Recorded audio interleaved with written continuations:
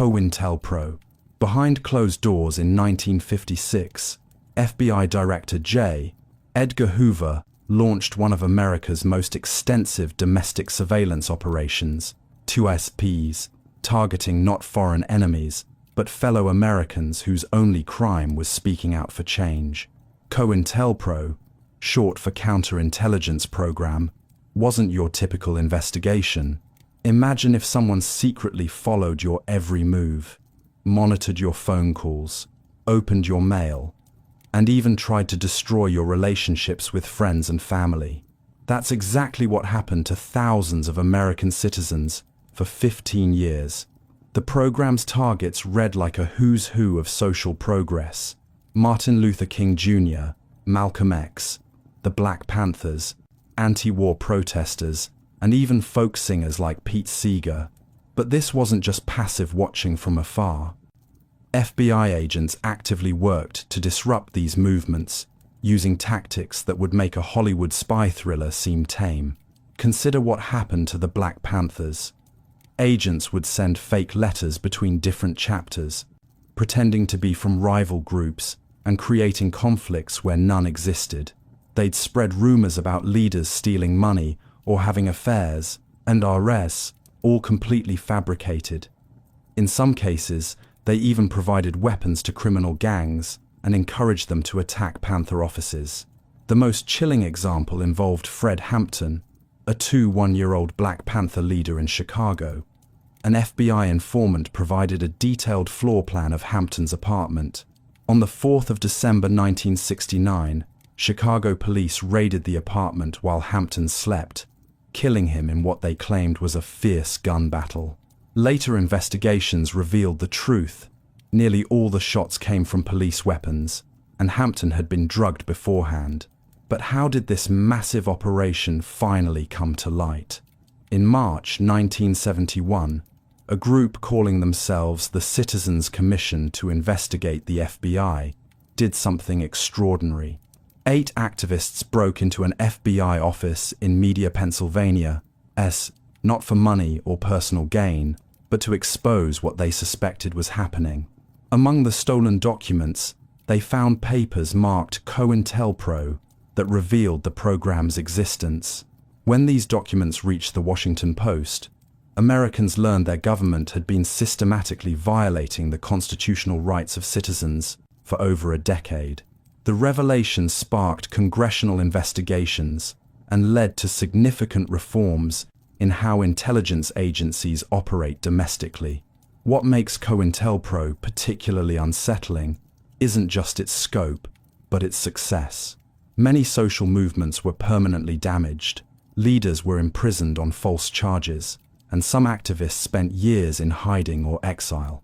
The program didn't just spy on dissent, it actively worked to crush it. Today, declassified documents reveal over 500 COINTELPRO operations targeting various groups. The FBI's own records show they weren't interested in preventing violence or protecting national security. FBI, they wanted to prevent the rise of what they called a Black Messiah who could unite and electrify African American communities.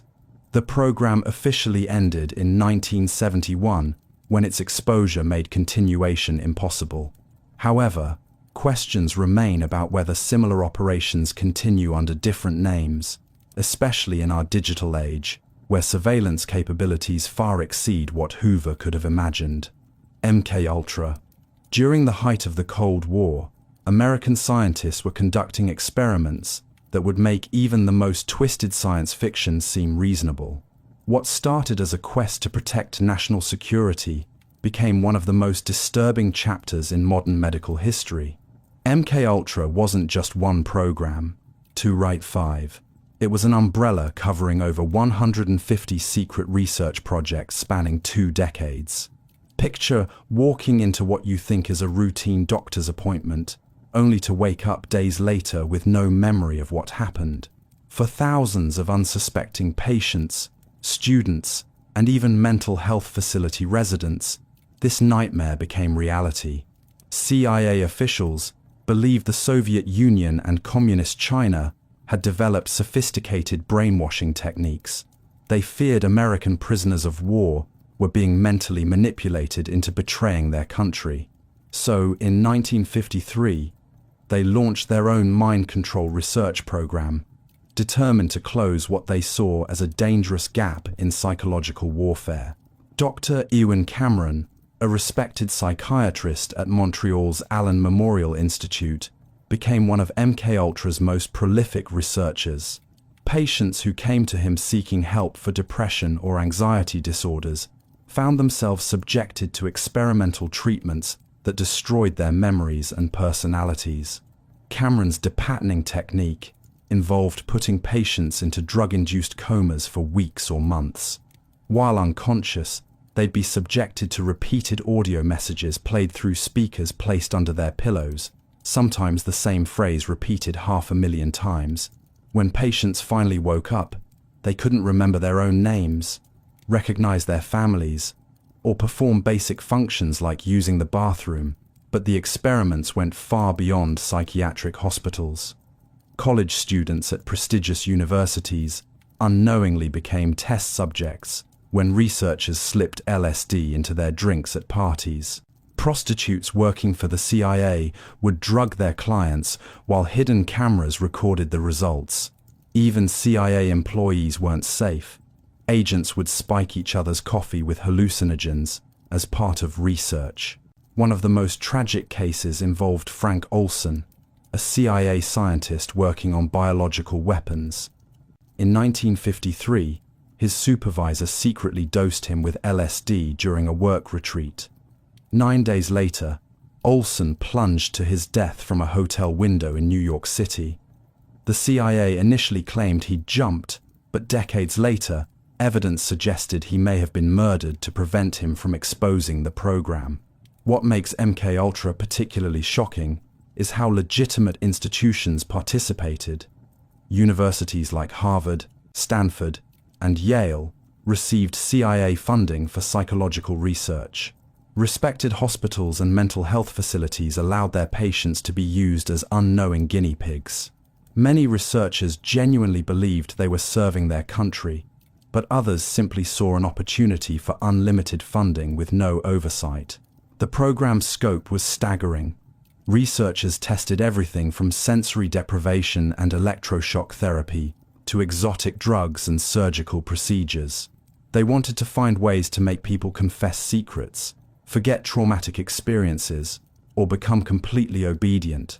Some experiments aimed to create Manchurian candidates, assassins who could be programmed to kill and then forget they'd ever received instructions. Despite spending millions of dollars and destroying countless lives, MKUltra failed to achieve its main objectives. The human mind proved far more resilient than researchers expected.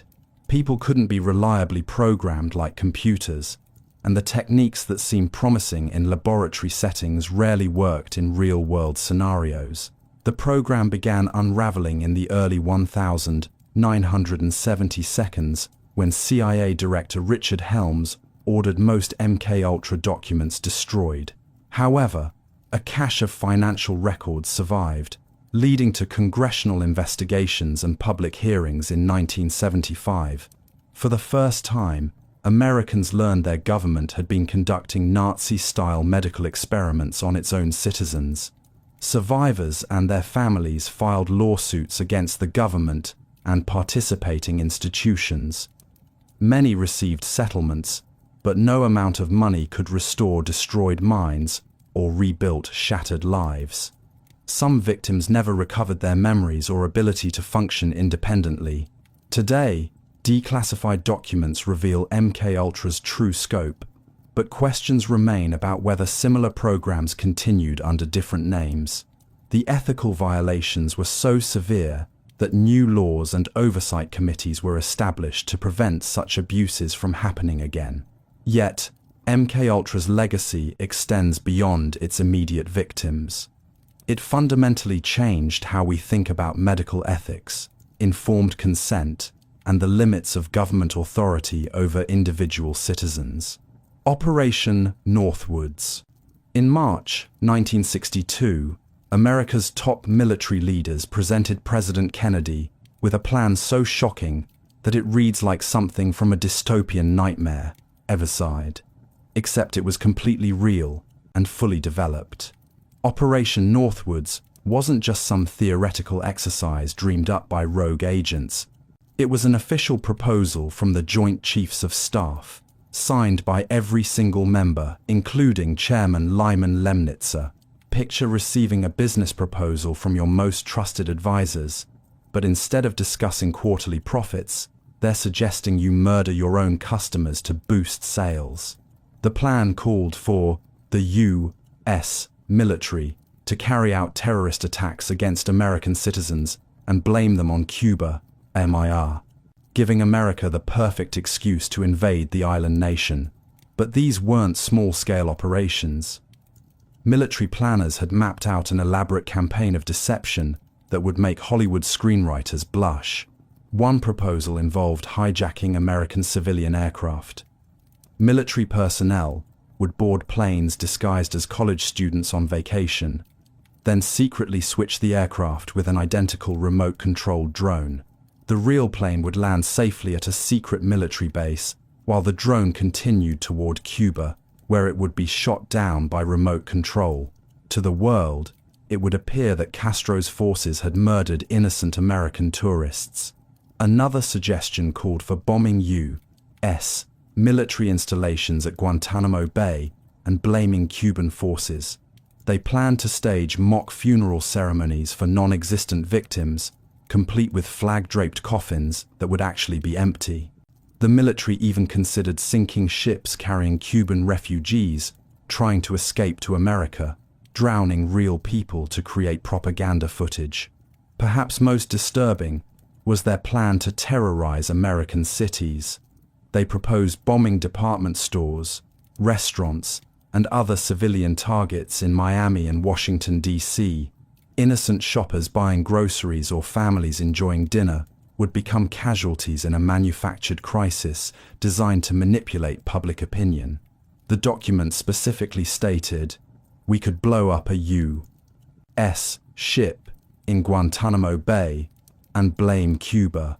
Casualty lists in U.S. newspapers would cause a helpful wave of national indignation." Military leaders were literally calculating how many dead Americans it would take to justify their war. But why would America's top generals propose such extreme measures? The Bay of Pigs invasion had failed spectacularly just 1 year earlier, embarrassing the Kennedy administration and leaving military leaders desperate for another chance to remove Castro from power. They viewed Cuba as a Soviet puppet state, just 90 miles from American shores, an unacceptable threat during the height of the Cold War. General Lemnitzer and his colleagues believed the American public wouldn't support a direct invasion of Cuba without clear provocation, so they decided to create that provocation themselves, regardless of how many innocent lives it might cost. When Secretary of Defense Robert McNamara received the proposal, he was reportedly horrified.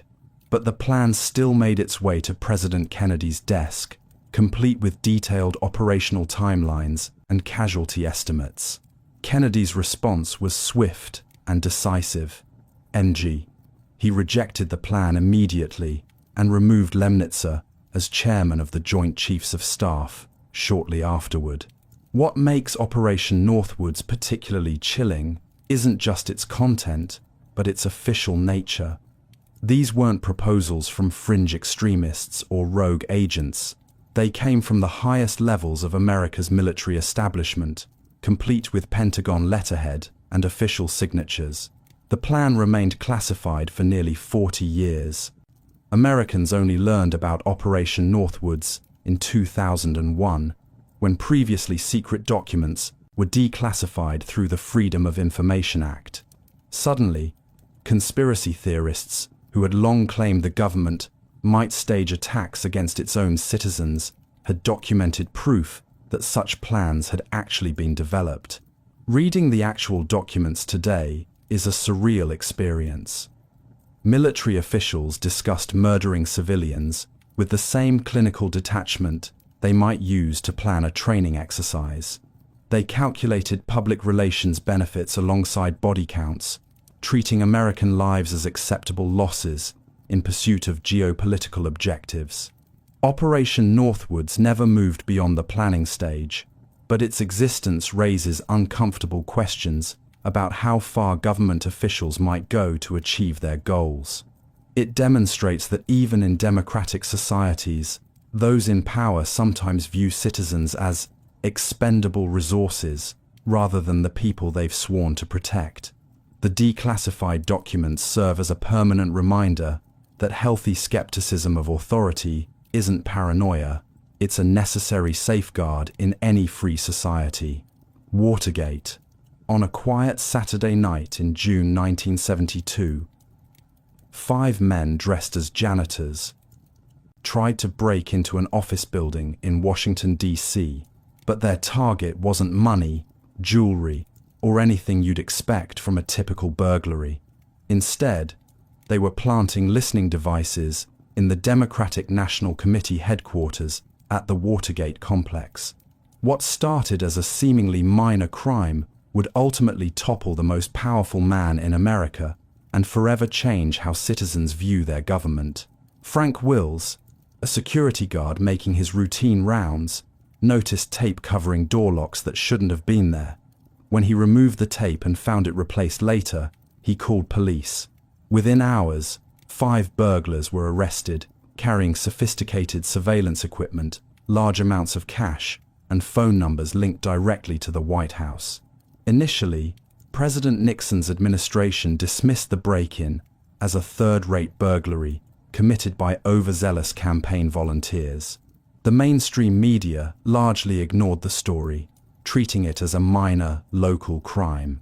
But 2 young reporters at the Washington Post, U9, Bob Woodward, and Carl Bernstein, A.T., sensed something much bigger was happening.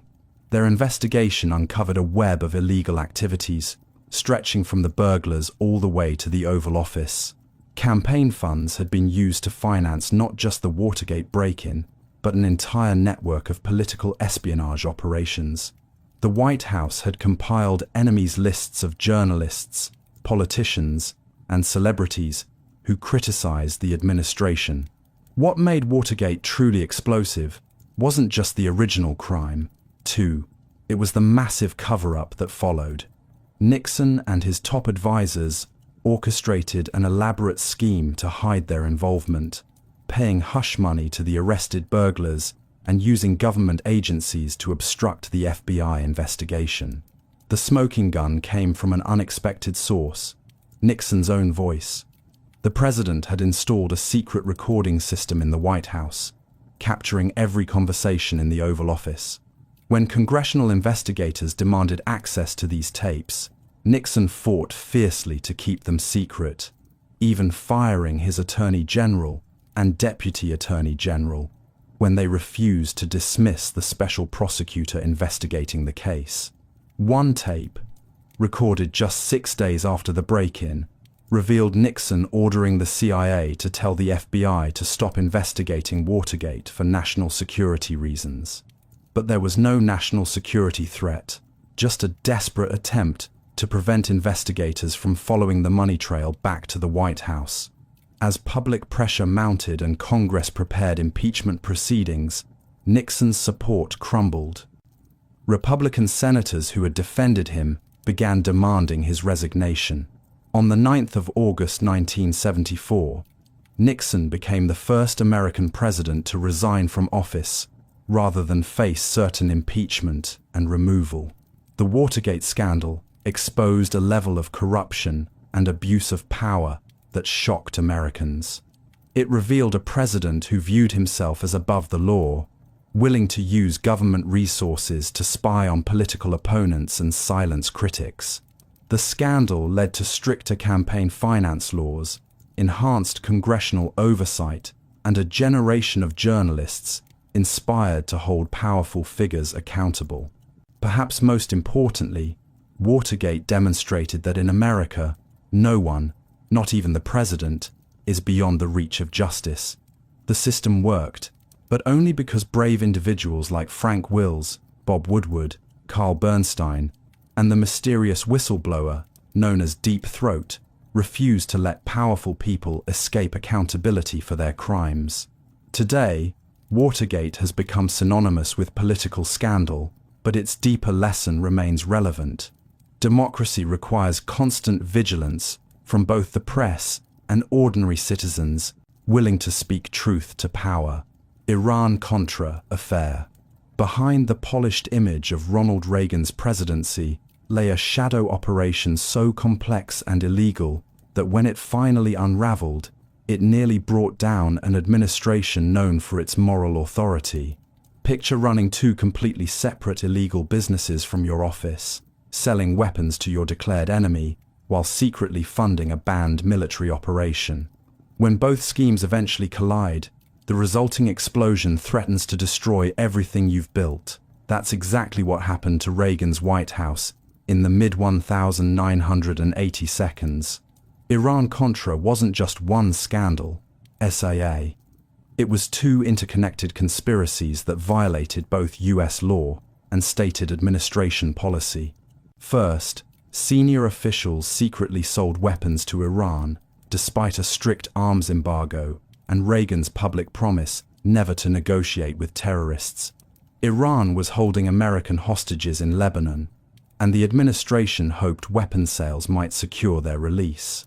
Second, officials used profits from those illegal arms sales to fund Nicaraguan rebels, called the Contras, even though Congress had explicitly banned such support through the Boland Amendment. Imagine your local government using proceeds from illegal gambling to fund activities voters had specifically rejected. 2000 comment. That's essentially what happened here. Lieutenant Colonel Oliver North, working from his cramped National Security Council office, became the operations mastermind. North created an intricate web of secret bank accounts, shell companies, and foreign intermediaries to move money and weapons without leaving obvious trails. He developed his own private foreign policy, complete with encrypted communications and Swiss bank accounts. But North's elaborate system began crashing down in October 1986, when Nicaraguan forces shot down a cargo plane carrying weapons to the Contras. Eugene Hassanfouz, the sole survivor, revealed under interrogation that he was working for the CIA. Suddenly, the secret Contra supply operation was front-page news across America. Just weeks later, a Lebanese magazine exposed the Iran arms sales, revealing that the Reagan administration, SAA, which had built its reputation fighting terrorism, SAA, was secretly selling weapons to sponsors of international terrorism. The two scandals merged into one explosive revelation that dominated headlines for months. Reagan's response was swift denial, followed by gradual admission. First, he claimed no arms for hostages deals existed. Then, he acknowledged some weapons sales, but insisted they weren't trades for prisoners. Eventually, he admitted the obvious. His administration had indeed swapped arms for hostages, violating its own stated policies. What made Iran-Contra particularly damaging wasn't just the illegal activities, but the elaborate deception that followed. Officials systematically lied to Congress, destroyed evidence, and created false chronologies to hide their actions. North alone shredded over 5,000 documents in a frantic 3-day period when the scandal broke. The investigation revealed a disturbing pattern. Senior officials believed they could ignore laws and congressional restrictions if they thought their cause was righteous. They created what investigators called a secret government within the government, accountable to no one except themselves. North became the scandal's most visible figure during televised congressional hearings in 1987.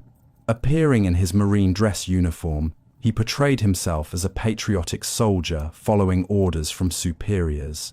Many Americans viewed him as a hero unjustly prosecuted for serving his country, while others saw him as a rogue officer who had betrayed democratic principles. Reagan himself, largely escaped serious consequences, claiming he couldn't remember key details about the operations his subordinates carried out. Whether this represented genuine memory problems or political strategy remains debated, but it effectively insulated the president from criminal prosecution. Iran-Contra demonstrated how easily democratic oversight can be circumvented when officials believe their goals justify illegal means. It showed that even popular presidents aren't immune from the consequences of breaking laws. 2. Though those consequences may be more political than legal. Tuskegee's syphilis study. For 40 years, government doctors in rural Alabama convinced hundreds of African American men they were receiving free healthcare, when in reality, they were being used as human guinea pigs in one of the most unethical medical experiments in American history. Imagine visiting your doctor for a routine checkup, trusting their expertise completely, only to discover decades later they'd been deliberately withholding life-saving treatment just to watch you suffer. Between 1932 and 1972, that nightmare scenario played out for 399 men in Macon County, Alabama, who thought they were lucky recipients of free medical care from the government. U.S. Public Health Service. Researchers told these men they were being treated for bad blood, a local term that covered various ailments including anemia, fatigue, and syphilis. But the men suffering from syphilis never received proper treatment, even when penicillin became widely available as a cure in the 1940 seconds. Instead, doctors gave them placebos, aspirin, and iron supplements, while carefully documenting how untreated syphilis destroyed their bodies over time. Dr. Taliaferro Clark, who designed the study, originally planned to observe untreated syphilis for just 6 months before providing treatment. But as data accumulated, researchers became fascinated by what they could learn from watching the disease progress completely unchecked. 6 months became 6 years, then 20 years, then 4 decades of deliberate medical neglect. Study participants received free meals, medical exams, and burial insurance, FNS, benefits that seemed generous to men struggling through the Great Depression and decades of poverty that followed. Many brought their sons and neighbors to what they believed were beneficial health programs, unknowingly exposing their communities to continued infection. What makes Tuskegee particularly heinous is that researchers actively prevented participants from receiving treatment elsewhere. When military draft boards tried to treat syphilis in draftees during World War II, study officials intervened to keep their subjects untreated. When other health programs offered penicillin, researchers steered their participants away from these opportunities. Dr. John Cutler, one of the study's later directors, wrote in his notes that the men were nothing more than clinical material, not patients deserving treatment, but specimens to be observed until death. Researchers tracked how syphilis spread to participants' wives and children, documenting generational damage without ever attempting intervention. The conspiracy of silence surrounding Tuskegee involved hundreds of people over 4 decades. Doctors, nurses, public health officials, and administrators all knew they were withholding treatment from sick men, yet continued participating year after year. Local hospitals and clinics cooperated by refusing treatment to study participants who sought help elsewhere. By 1969, a public health service panel reviewed the study and recommended it continue indefinitely. Even then, with civil rights movements challenging medical racism nationwide, officials saw no ethical problems with their experiment. Only external pressure finally ended this nightmare. Peter Buxton, a young public health service investigator, had repeatedly raised concerns about the study's ethics throughout the 1,960 seconds. When his internal complaints were ignored, he took his evidence to the Associated Press in 1972. Reporter Jean Heller's exposé finally brought Tuskegee's horrors into public view, causing immediate national outrage. Within months of the story breaking, the study was terminated, and participants finally received proper treatment. You are 40 years too late for many. At least 28 men died directly from untreated syphilis, while another 100 died from related complications. Wives contracted the disease from their husbands, and children were born with congenital syphilis that could have been easily prevented. Congressional hearings revealed the study's full scope and led to major reforms in medical research ethics. The Belmont Report established principles requiring informed consent, risk-benefit analysis, and special protections for vulnerable populations. Institutional review boards became mandatory for any research involving human subjects. In 1997, President Clinton formally apologized to Tuskegee survivors, acknowledging that government had betrayed the trust of citizens it was sworn to protect. But the damage extended far beyond individual victims. USIA. Tuskegee created lasting distrust of medical establishments in African American communities that persists today. Operation Paperclip. Within months of Nazi Germany's defeat, American intelligence officers were racing across Europe, not hunting war criminals, but recruiting them for America's own military programs. Operation Paperclip began as a desperate scramble to prevent Soviet forces from capturing German scientists and their advanced technology. Picture two rival companies fighting over the same talented employees after their previous employer goes bankrupt, except these employees had just helped build weapons designed to destroy entire cities. Wernher von Braun, who would later become America's most celebrated rocket engineer, had spent the war developing V-2 missiles that rained death on London. His rockets killed thousands of British civilians and relied on slave labor from concentration camps to build. Yet by 1945, American officials saw him as too valuable to prosecute. Initially, President Truman had explicitly banned bringing Nazi Party members to America, but as Cold War tensions escalated, military leaders quietly rewrote those rules. They created fake backgrounds for former SS officers, destroyed incriminating documents, and coached scientists on what to say during security interviews. Major General Hugh Knerr, Deputy Commanding General of the Army Air Forces, summed up the pragmatic approach. "We have been too damn soft in dealing with Germans. The best thing we can do is to make use of the Germans we capture who have technical know-how." Ethics took a backseat to national security. The program's scope was staggering. Over 1,600 German scientists, engineers, and technicians were secretly brought to America between 1945 and 1959. They worked on everything from rocket technology and jet engines to chemical weapons and mind control experiments. Some had direct blood on their hands from wartime atrocities, while others had simply worked for a regime that committed genocide. Intelligence officers went to extraordinary lengths to sanitize these men's backgrounds.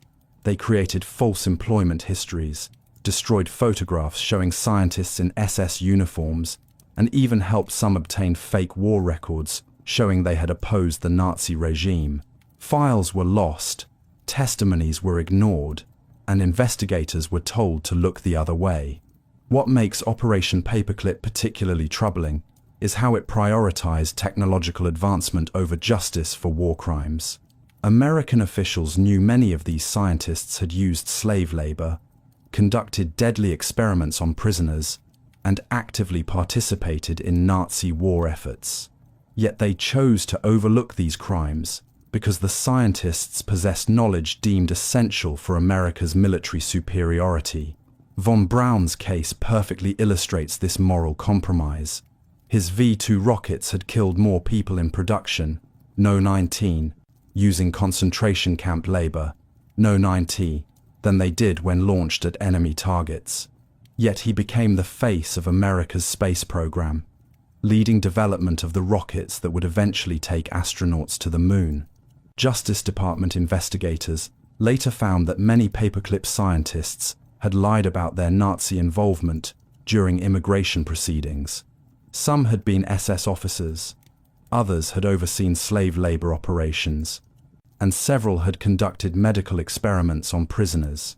But by then, they were deeply embedded in America's military-industrial complex and considered too valuable to prosecute.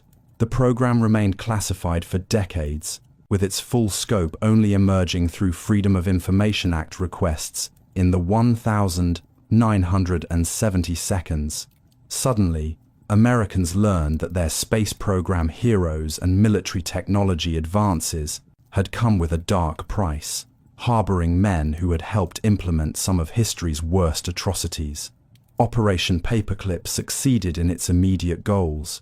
German rocket technology accelerated America's missile programs by years, while captured jet engine designs revolutionized military aviation.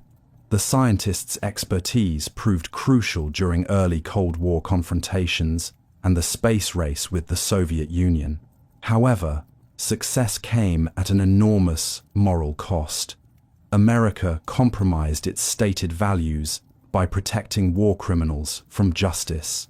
Concentration camp survivors and victims' families watched helplessly as men responsible for their suffering received comfortable lives and prestigious careers in the country that had supposedly defeated fascism. Today, Operation Paperclip raises uncomfortable questions about how far democratic nations should go in pursuing strategic advantages. Can any technological benefit justify pardoning those who committed crimes against humanity? The program's legacy suggests that in the heat of geopolitical competition, even fundamental moral principles become negotiable. The business plot. Powerful Wall Street bankers approached a decorated Marine general in 1933 with an offer that would shock America to its core. 1902. They wanted him to lead a military coup against President Franklin Roosevelt. General Smedley Butler, a two-time Medal of Honor winner, seemed like the perfect candidate to wealthy conspirators who despised Roosevelt's New Deal policies. Picture your most trusted friend asking you to help them rob a bank, except instead of money, they wanted to steal democracy itself. Gerald Maguire, representing a group of millionaire industrialists, met secretly with Butler throughout 1934. Maguire explained their plan: recruit 500,000 unemployed veterans to march on Washington, force Roosevelt to step down, and install a fascist government with Butler as dictator. The conspirators had studied European fascist movements and believed Americans would accept authoritarianism if it came wrapped in patriotic rhetoric. They'd already raised $3 million and secured weapons from the Remington Arms Company. DuPont executives, J.P. Morgan partners, and other business titans were reportedly involved. But Butler was no puppet. Instead of joining their coup, he secretly recorded conversations with the plotters and gathered evidence of their treasonous plans. When he had enough proof, Butler took his evidence directly to Congress and exposed the entire conspiracy. A congressional committee investigated Butler's claims and concluded the plot was real. Committee Chairman John McCormack stated unequivocally that the general's testimony was credible and that wealthy Americans had indeed conspired to overthrow the government. Yet despite confirming a genuine coup attempt, no prosecutions followed. The wealthy conspirators faced no consequences for their treason, while media coverage portrayed the plot as exaggerated or fictional.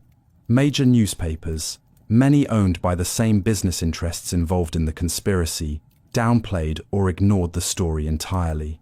Butler later wrote that he'd been approached because the conspirators believed his military reputation would legitimize their fascist takeover. They assumed a decorated general would prioritize their version of patriotism over democratic principles, HES, a calculation that proved catastrophically wrong. What makes the business plot particularly chilling is how close it may have come to succeeding. Had Butler agreed to participate, America might have experienced its first successful military coup, transforming the world's most powerful democracy into a fascist state aligned with Nazi Germany. The conspiracy demonstrated that even in America, wealthy elites were willing to destroy democratic institutions when those institutions threatened their economic interests. Roosevelt's New Deal policies, CS, bank regulations, labor protections, and social programs represented existential threats to unrestricted capitalism. Today, declassified documents and historical research have confirmed the plot's authenticity, vindicating Butler's testimony decades after his death. The general who could have become America's dictator instead became democracy's unlikely savior, proving that individual conscience can triumph over vast wealth and power. Operation Mockingbird. Under the polished veneer of America's free press during the 1950 seconds, CIA operatives were secretly pulling strings behind newsroom desks, turning journalists into unwitting government propagandists. Operation Mockingbird began in 1948, when CIA Director Allen Dulles realized that winning the Cold War required more than military might.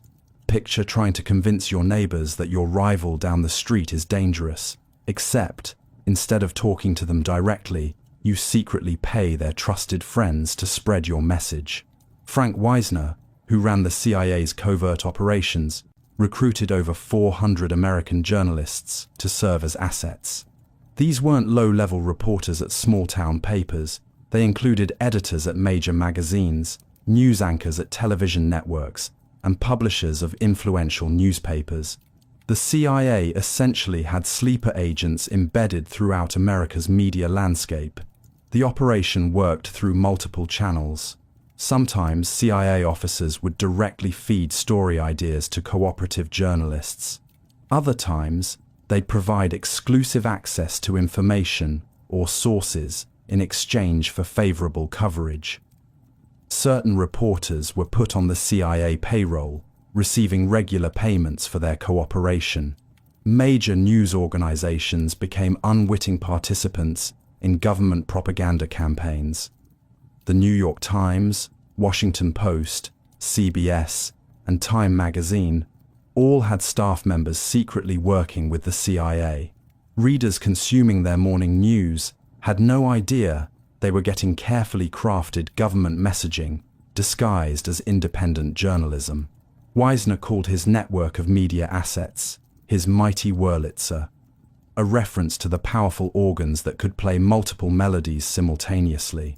Just like a skilled organist could create complex musical arrangements, Wisner could orchestrate nationwide media campaigns that appeared to emerge organically from different news sources.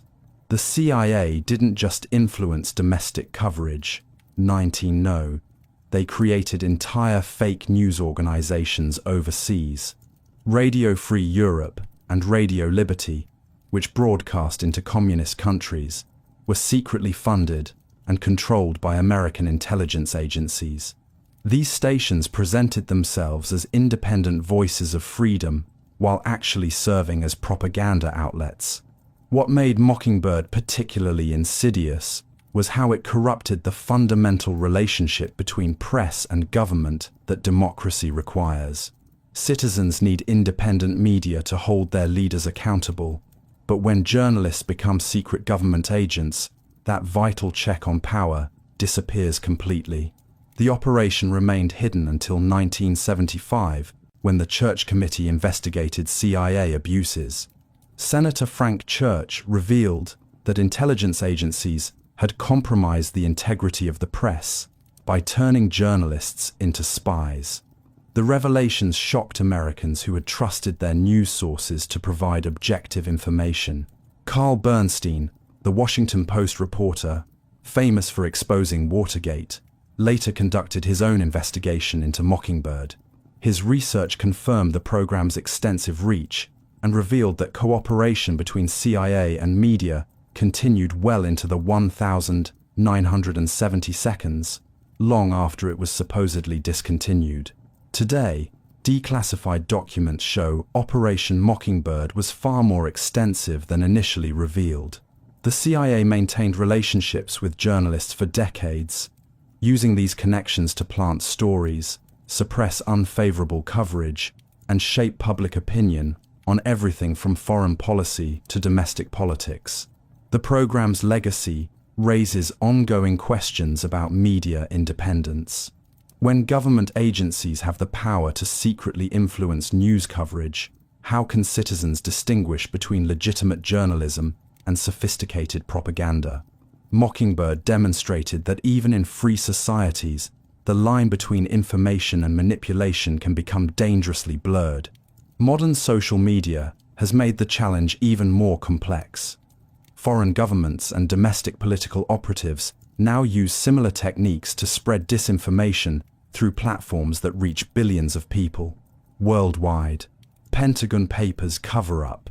Within the secure walls of the Pentagon, government analysts were secretly compiling a devastating report that would expose decades of lies about America's involvement in Vietnam, FSI, while their bosses continued telling the public everything was going according to plan. Defense Secretary Robert McNamara commissioned this top-secret study in 1967, wanting an honest assessment of how America had become so deeply entrenched in Southeast Asian conflict.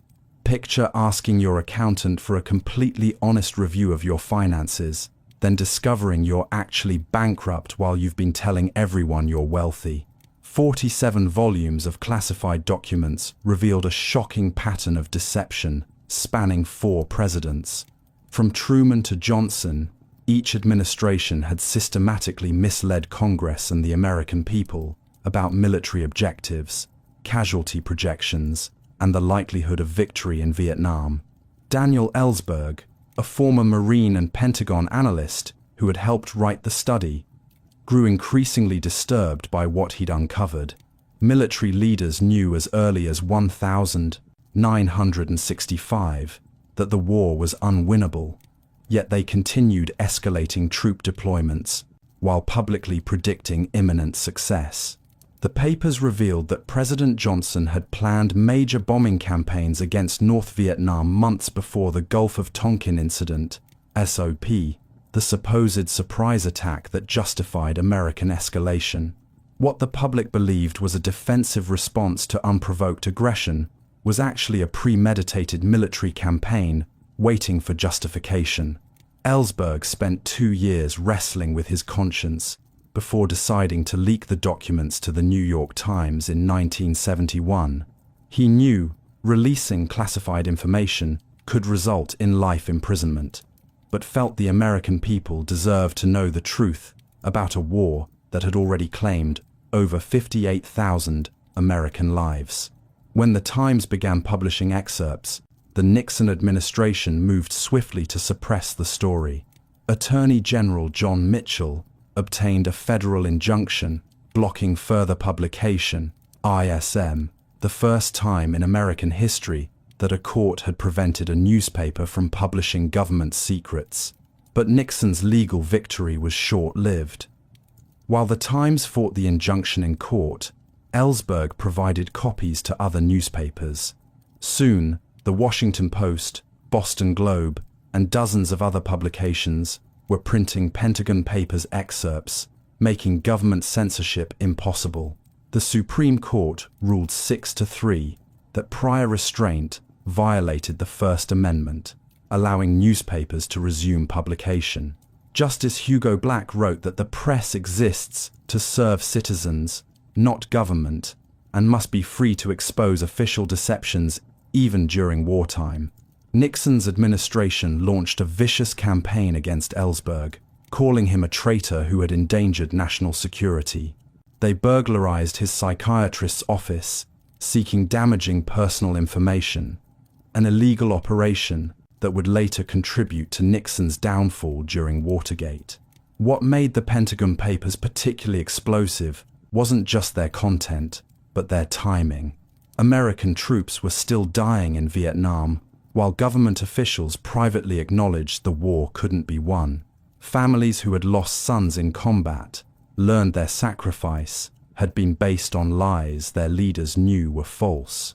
The revelations fundamentally changed how Americans viewed their government's credibility. If officials could lie so systematically about something as serious as war, what else might they be concealing?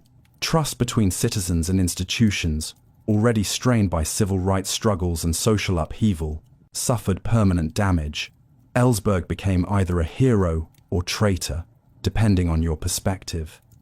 Anti-war activists celebrated him as a whistleblower who had exposed government criminality. Military supporters condemned him as a disloyal employee who had broken sacred oaths to protect classified information. His trial collapsed in 1973 when prosecutors revealed illegal wiretapping and the psychiatrist burglary. Judge William Matthew Byrne dismissed all charges, stating that government misconduct had made a fair trial impossible. The Pentagon Papers established important precedents for press freedom and government transparency. They demonstrated that classification systems designed to protect national security could also be used to hide embarrassing truths from democratic oversight. Today, the complete Pentagon Papers are publicly available, providing detailed documentation of how democratic governments can systematically deceive their citizens during prolonged conflicts. Their legacy continues influencing debates about government secrecy, press freedom, and the public's right to know uncomfortable truths about policies conducted in their name. NSA mass surveillance. Your phone calls, text messages, emails, and web searches were being secretly copied and stored by government computers for years before anyone realized the scope of this digital dragnet. Edward Snowden was just another contractor working inside the National Security Agency's Hawaiian facility until he discovered something that shook him to his core. Picture finding out your trusted neighbor has been secretly recording every conversation in your house, ROAS, except instead of one neighbor, it was your own government, monitoring millions of citizens simultaneously. In 2013, Snowden revealed that NSA programs were collecting massive amounts of data from ordinary Americans without warrants or probable cause. PRISM allowed agents to access user data directly from tech giants like Google, Facebook, and Apple. X-Keyscore could search through virtually anyone's internet activity in real time. But the most shocking revelation involved phone metadata collection.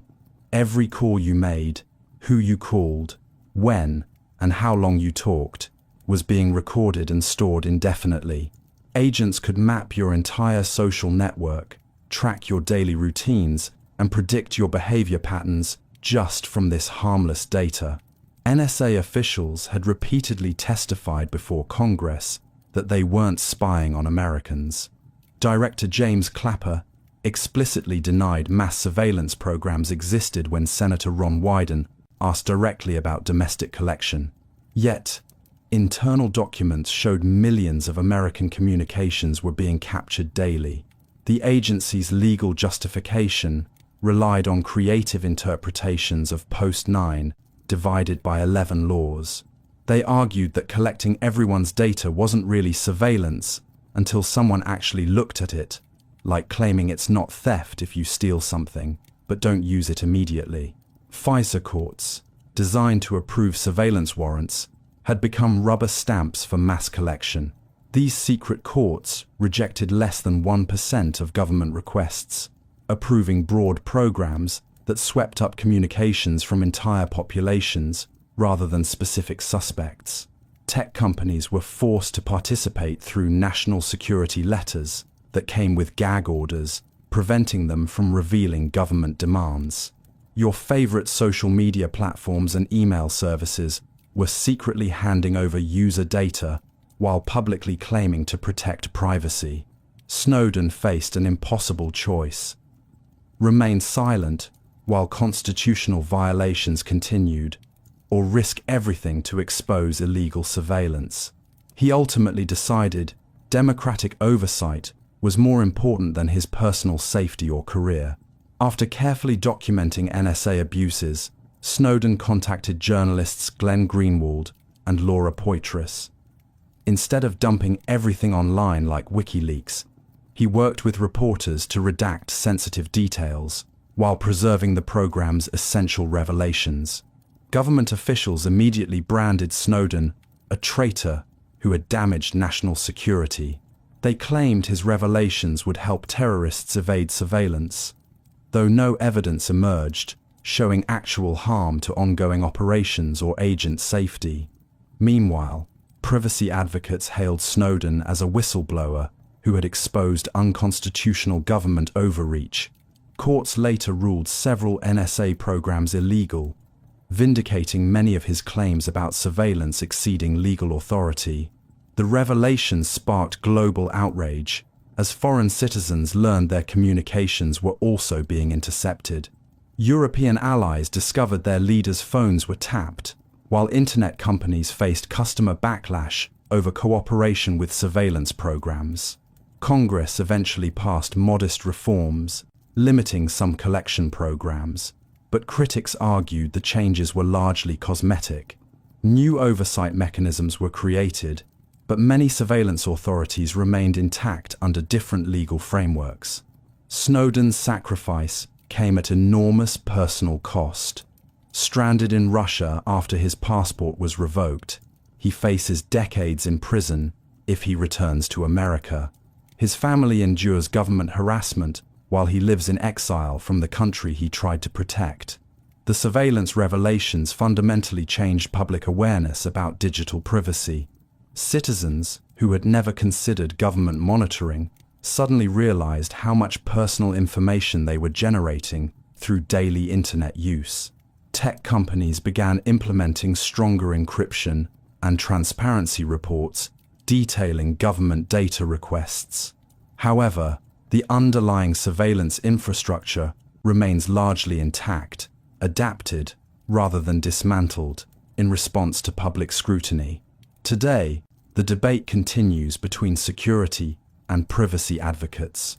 Government officials argue that mass surveillance prevents terrorist attacks, while civil liberties groups contend that targeting innocent citizens violates constitutional principles, regardless of security benefits. Snowden's revelations proved that democratic societies aren't immune to authoritarian surveillance, ASP. They just hide it better behind legal complexity and national security justifications. Tobacco industry health cover-up. Inside corporate boardrooms across America during the 1950s, tobacco executives were reading internal research reports that would terrify any parent. Studies proving their products caused cancer, heart disease, and addiction, USOP, while publicly claiming cigarettes were perfectly safe. Picture, discovering your favorite restaurant has been secretly poisoning customers for decades while their marketing department promotes their food as healthy. Between 1953 and the 1990 seconds, that's essentially what happened with America's tobacco industry, except the stakes involved millions of lives rather than just upset stomachs. Dr. Ernst Winder's groundbreaking 1950 study had already linked smoking to lung cancer when tobacco companies began their own secret research programs. Company scientists at Philip Morris, R.J. Reynolds, and British American Tobacco conducted thousands of experiments confirming smoking's deadly effects, AS, then buried those findings while launching massive advertising campaigns claiming the opposite. Internal memos revealed executives knew cigarettes were nicotine delivery devices designed to create addiction. They studied how to maximize nicotine absorption, manipulated chemical compositions to increase dependency, and specifically targeted teenagers whose developing brains were most susceptible to addiction. But publicly, industry spokesmen appeared on television, testified before Congress, and placed full-page newspaper ads insisting smoking was harmless. The Tobacco Institute, funded by major cigarette manufacturers, produced fake scientific studies, and paid doctors to endorse smoking's supposed health benefits. Frank's statement, Advertisements in 1954, declared, "We believe the products we make are not injurious to health." Yet private correspondence from the same period shows executives joking about coffin nails and discussing how to suppress damaging research. Findings: company lawyers developed sophisticated strategies to prevent dangerous internal documents from reaching courtrooms. They labeled research as attorney work product to claim legal privilege, conducted studies overseas where American courts couldn't subpoena results, and destroyed potentially incriminating files. Dr. Freddie Homburger, a scientist working for tobacco companies, later testified he was ordered to stop cancer research that showed positive results. When his mouse studies revealed smoking's carcinogenic effects, executives terminated his funding and demanded he destroy all evidence. The conspiracy involved corrupting medical institutions and scientific journals. Tobacco companies funded university research programs with strings attached. Scientists could study smoking's effects, but only if their findings didn't directly implicate cigarettes as harmful. Academic papers contradicting industry positions were suppressed or attacked. Philip Morris created the Center for Indoor Air Research, which sounds like an environmental organization but actually existed to muddy scientific waters around secondhand smoke dangers. They funded studies designed to show pollution, not cigarettes, caused health problems. Brown and Williamson executives explicitly stated their strategy in internal memos. Doubt is our product since it is the best means of competing with the body of fact that exists in the minds of the general public. They weren't trying to prove cigarettes were safe, just create enough confusion to prevent regulatory action. The industry's house of lies began crumbling in the 1,990 seconds when whistleblowers leaked internal documents during major lawsuits. Jeffrey Wigand, a former Brown and Williamson researcher, revealed on 60 Minutes how companies had manipulated nicotine levels and hidden addiction research. Master Settlement Agreement in 1998 forced tobacco companies to pay $206 billion to states for healthcare costs, while releasing millions of previously secret documents. Americans finally saw decades of evidence proving executives had knowingly marketed deadly products to unsuspecting consumers. Merrill Williams, a paralegal working for tobacco industry law firms, secretly copied thousands of internal documents showing the cover-up's scope. His leaked papers revealed company executives discussing doubt creation strategies and joking about customers' health problems. Today, tobacco industry documents are publicly available through online archives, providing a detailed roadmap of how corporations can systematically deceive consumers and regulators for decades. The conspiracy killed millions of people who might have quit smoking if they'd known the truth their government and trusted institutions were hiding. The tobacco cover-up became a template for other industries facing inconvenient scientific evidence. USS, from oil companies downplaying climate change to pharmaceutical firms hiding addiction risks. Corporate playbooks developed by tobacco lawyers are still being used today to delay regulation and confuse public understanding of health risks. Despite overwhelming evidence and massive legal settlements, tobacco companies continue marketing deadly products worldwide, simply shifting their focus to developing countries with weaker regulatory oversight and less informed populations. Operation Ajax. Across the bustling streets of Tehran in August 1953, Iranian Prime Minister Mohammad Mossadegh had no idea that American and British agents were orchestrating massive street protests designed to destroy his government, all because he dared to nationalize his country's oil industry. Picture someone breaking into your house, not to steal your television or jewelry, but to replace your family with people who'll give them your paycheck every month. Operation Ajax wasn't just regime change, 2IT. It was economic colonialism disguised as Cold War politics. Mossadegh had committed an unforgivable sin in the eyes of Western powers. He believed Iranian oil should benefit Iranian people rather than British and American corporations. When he nationalized the Anglo-Iranian Oil Company in 1951, he triggered a conspiracy that would reshape Middle Eastern politics for decades. Winston Churchill convinced President Eisenhower that Mossadegh was leading Iran toward communism, FID, a complete fabrication, since Mossadegh was actually fighting Iranian communists while trying to establish democratic institutions. But Cold War paranoia made American officials eager to believe any story that justified intervention. CIA operative Kermit Roosevelt Jr., grandson of President Theodore Roosevelt, arrived in Tehran with suitcases full of cash and a plan to create artificial chaos.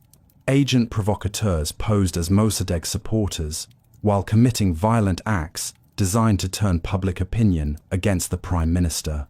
Roosevelt's team bribed newspaper editors to publish anti-Mossadegh articles, paid religious leaders to denounce the government from mosque pulpits, and hired thugs to attack businesses while chanting pro-Mossadegh slogans. To ordinary Iranians, it appeared their popular leader had suddenly become dangerous and unstable. Meanwhile, British intelligence had convinced the young Shah of Iran to sign decrees dismissing Mossadegh, even though the Iranian constitution gave parliament, not the monarch, the authority over the prime minister. When Mossadegh rightfully rejected these illegal orders, Western propaganda portrayed him as defying legitimate royal authority. CIA-funded mobs stormed government buildings, while military officers, men, secretly recruited and financed by American agents, wrested cabinet members and seized radio stations. Within 3 days, a democratically elected government had been replaced by a military dictatorship that immediately restored Western oil concessions. Roosevelt later boasted that Operation Ajax cost only $100,000 while securing oil contracts worth hundreds of millions. American and British companies regained control over Iranian petroleum resources, while the Shah became an absolute monarch dependent on Western support for survival. But Ajax's apparent success created catastrophic long-term consequences that intelligence planners never anticipated. The restored Shah ruled through Savak, a brutal secret police force trained by CIA and Israeli agents. Political opponents were imprisoned, tortured, and executed, while oil profits flowed to Western corporations and corrupt Iranian elites. Iranian democracy was strangled in its cradle, replaced by decades of authoritarian rule that generated massive resentment against American interference. When revolution finally erupted in 1979, it brought to power Islamic fundamentalists who viewed the United States as their primary enemy. Mossadegh, who had spent his career advocating secular democracy and women's rights, died under house arrest in 1967. The man Western propaganda had demonized as a communist dictator was actually Iran's best hope for peaceful modernization, 1902, a hope destroyed by short-sighted intelligence operations. Operation Ajax became the template for subsequent CIA interventions in Guatemala, Chile, and dozens of other countries, where American economic interests conflicted with democratic movements. Each operation followed similar patterns: fabricate communist threats, bribe local media and military officers, create artificial chaos, then install compliant dictatorships. Kermit Roosevelt wrote a memoir celebrating Ajax as his greatest achievement, apparently oblivious to how his success had planted seeds for decades of Middle Eastern instability. His book revealed operational details that helped historians understand how democratic governments could be secretly overthrown by foreign intelligence agencies. Today, declassified documents confirm every aspect of the Ajax conspiracy that Iranian officials had described for decades. DAS, accusations Western governments had dismissed as paranoid anti-American propaganda. The operation that seemed so clever in 1953 ultimately backfired spectacularly, creating permanent Iranian hostility toward American influence. Ajax demonstrated how Cold War thinking could justify any action, no matter how destructive to long-term interests. American officials convinced themselves they were fighting communism while actually destroying the moderate democratic forces that represented communism's most effective opposition. The operation's legacy extends far beyond Iran. It established precedents for covert intervention that would drag America into conflicts across the developing world, often supporting brutal dictators against their own people, simply because those dictators promised to protect Western economic interests. Every American who wonders why Middle Eastern populations view their country with suspicion should understand Operation Ajax.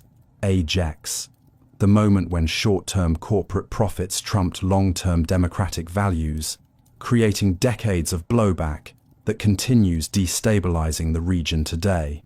Guatemala coup.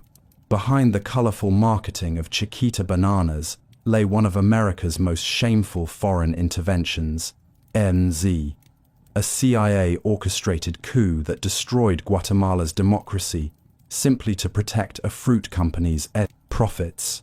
United Fruit Company owned massive plantations across Guatemala, paying virtually nothing in taxes while keeping most of the population in desperate poverty. Picture a foreign corporation controlling half your country's farmland while your neighbors can't afford to feed their children. That was Guatemala's reality in the early 1950 seconds. President Jacobo Arbenz had been democratically elected on a platform of land reform, promising to redistribute unused plantation acres to landless peasants. His Decree 900 offered to purchase idle United Fruit land at the company's own declared tax value, MIS, a perfectly reasonable proposal that terrified corporate executives. But United Fruit had powerful friends in Washington. Company board members included CIA Director Allen Dulles and Secretary of State John Foster Dulles. When Arbenz threatened their profits, these officials used government resources to protect their personal business interests.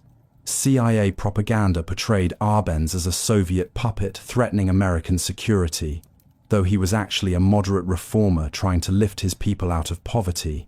The agency created Radio Liberación, broadcasting false stories about communist atrocities from a transmitter in Honduras. Operation PB Success began in 1954, with CIA agents recruiting Guatemalan military officers and training rebel forces in Nicaragua. Colonel Carlos Castillo Armas, chosen to lead the coup, had fewer than 500 men, NDU. But American psychological warfare made his tiny army seem like a massive invasion force.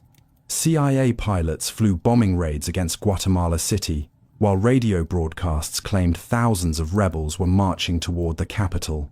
Arbenz, believing he faced overwhelming opposition, lost his nerve and resigned rather than fight a civil war that might devastate his country. Castillo Armas immediately cancelled land reforms, returned confiscated property to United Fruit, and established a brutal military dictatorship. Over the next 4 decades, Guatemalan security forces would murder over 200,000 civilians, mostly indigenous Mayans, who had supported democratic reforms. The CIA considered Guatemala their greatest Cold War success, proving that small-scale covert operations could topple unfriendly governments without direct American military involvement. Agency officials used identical tactics in Iran, Chile, and dozens of other countries. But Guatemala's success came at an enormous human cost that intelligence planners never calculated. The destroyed democracy was replaced by decades of civil war, genocide, and state terrorism that drove millions of refugees toward America's southern border. United Fruit executives celebrated restored profits, while Guatemalan children starved on the same plantations their parents had hoped to farm. Corporate interests had triumphed over human rights, with the CIA serving as enforcers for American business rather than defenders of democratic values. Declassified documents later revealed the operation's true scope and motivations. Intelligence assessments found no evidence of Soviet influence in Guatemala. Arbenz's crime was threatening American corporate profits, not embracing communism. Howard Hunt, a CIA operative who helped plan the coup, later participated in the Watergate break-in. Guatemala had taught him that American law enforcement was just another obstacle to overcome when pursuing higher objectives. The Dulles brothers exemplified how personal and public interests could become dangerously entangled. As private citizens, they profited from United Fruit investments. As government officials, they used taxpayer resources to protect those same investments from democratic oversight. John Purifoy, the American ambassador who helped orchestrate Arbenz's overthrow, boasted that the coup had saved Guatemala from communism.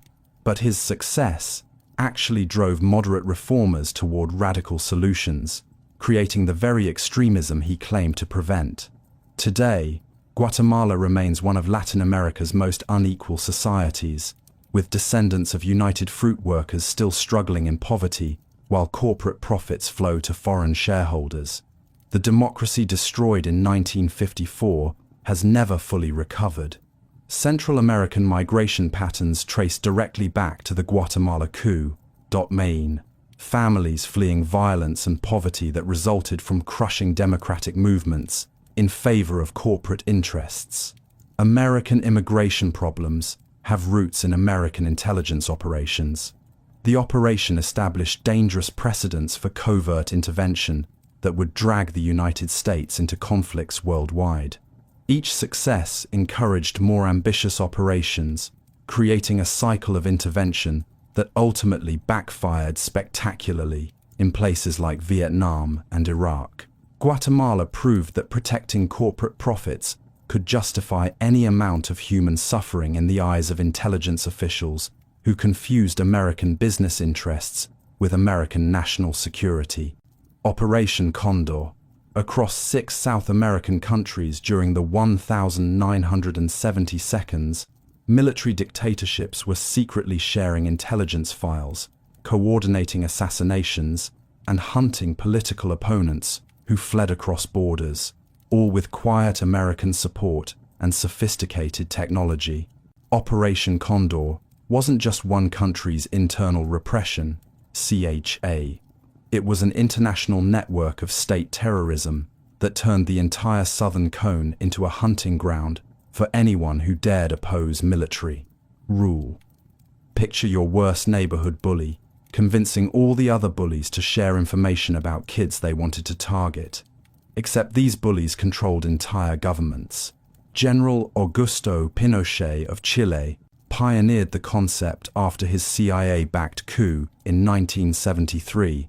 Within months, he was coordinating with military rulers in Argentina, Uruguay, Paraguay, Bolivia, and Brazil to track dissidents who escaped across borders. Political refugees who thought they'd found safety in neighboring countries discovered their persecutors' reach was truly international. DINA, Chile's secret police, established the network's operational framework in 1975. Participating countries agreed to share intelligence databases, coordinate surveillance operations, and even conduct joint assassination missions on each other's territory. It was like a twisted version of international police cooperation, except they were hunting teachers, students, and union leaders instead of criminals. Computer systems provided by American intelligence agencies allowed rapid information sharing between member countries. When someone fled Chile for Argentina, DINA could instantly alert Argentine security forces about the refugees' arrival. Digital technology that should have protected democratic activists instead became a tool for hunting them down. Orlando Letelier, Chile's former foreign minister, experienced Condor's deadly reach firsthand, living safely in Washington, D.C., and working at a respected think tank. Letelier believed American soil would protect him from Pinochet's agents. On the 21st of September 1976, a car bomb exploded in downtown Washington, killing Letelier and his American colleague Ronnie Moffett. FBI investigation revealed that DINA agents had traveled to Washington using false Paraguayan passports, planted the bomb, then escaped back to Chile. Pinochet's assassins had committed terrorism in America's capital, while the CIA maintained friendly relations with his regime. But Letelier wasn't Condor's only international victim. Operation Colombo involved creating false stories about 119 disappeared political prisoners, claiming they had died fighting each other in Argentina. In reality, Chilean agents had murdered these people and needed to explain their disappearances without admitting state involvement. Condor's most ambitious operation targeted European exile communities. South American agents traveled to Paris, Rome, and Madrid, assassinating political refugees who were organizing international opposition to military rule. European police found themselves investigating murders committed by foreign government agents operating freely on their territory.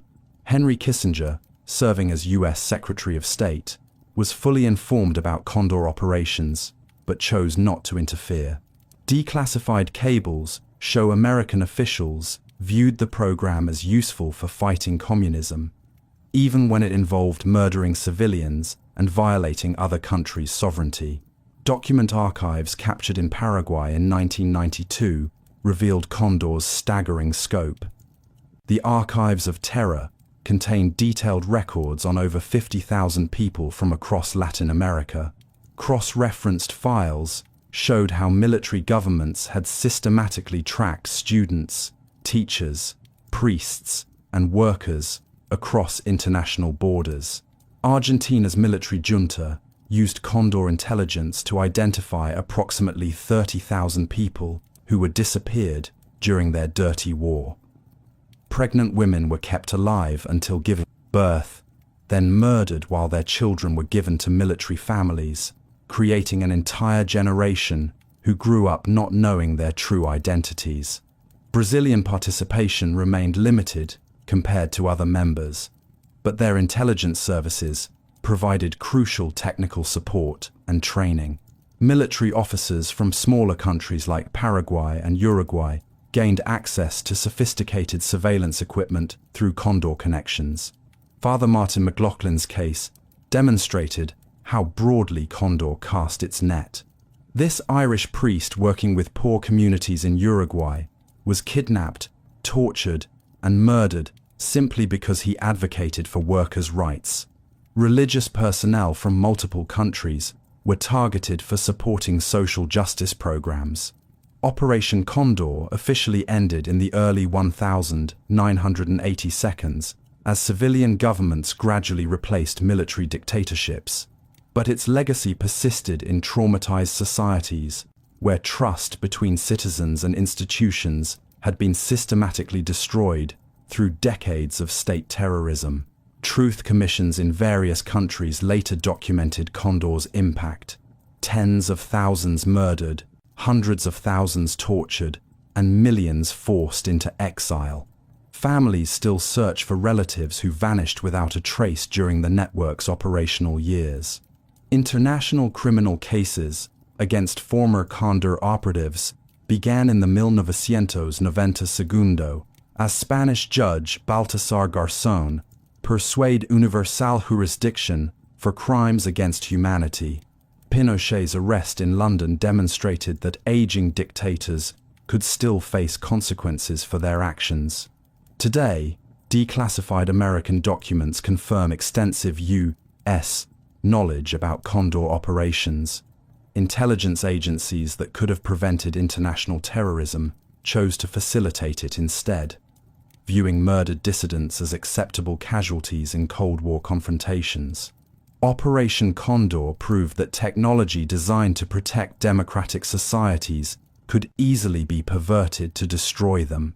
Computer databases, encrypted communications, and advanced surveillance equipment became tools for systematic human rights violations rather than legitimate law enforcement.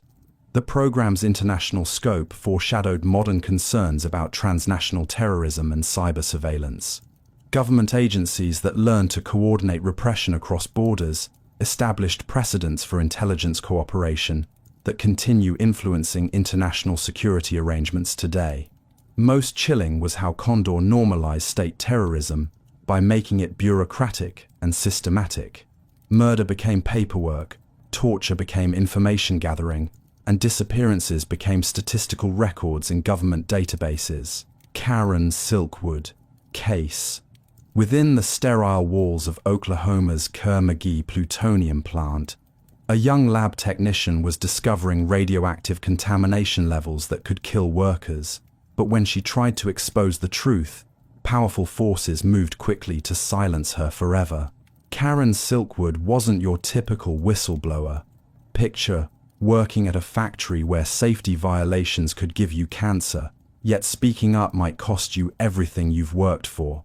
In 1974, Silkwood faced exactly that impossible choice while processing plutonium for nuclear weapons at one of America's most dangerous workplaces. As a member of the Oil, Chemical and Atomic Workers Union, Silkwood had access to radiation monitoring data that horrified her. Workers were being exposed to dangerous levels of plutonium contamination, while supervisors falsified safety records and ignored federal regulations. People she worked alongside every day were unknowingly risking their lives. But Kerr-McGee executives weren't just cutting corners. They were systematically covering up radiation leaks, faulty equipment, and contaminated work areas.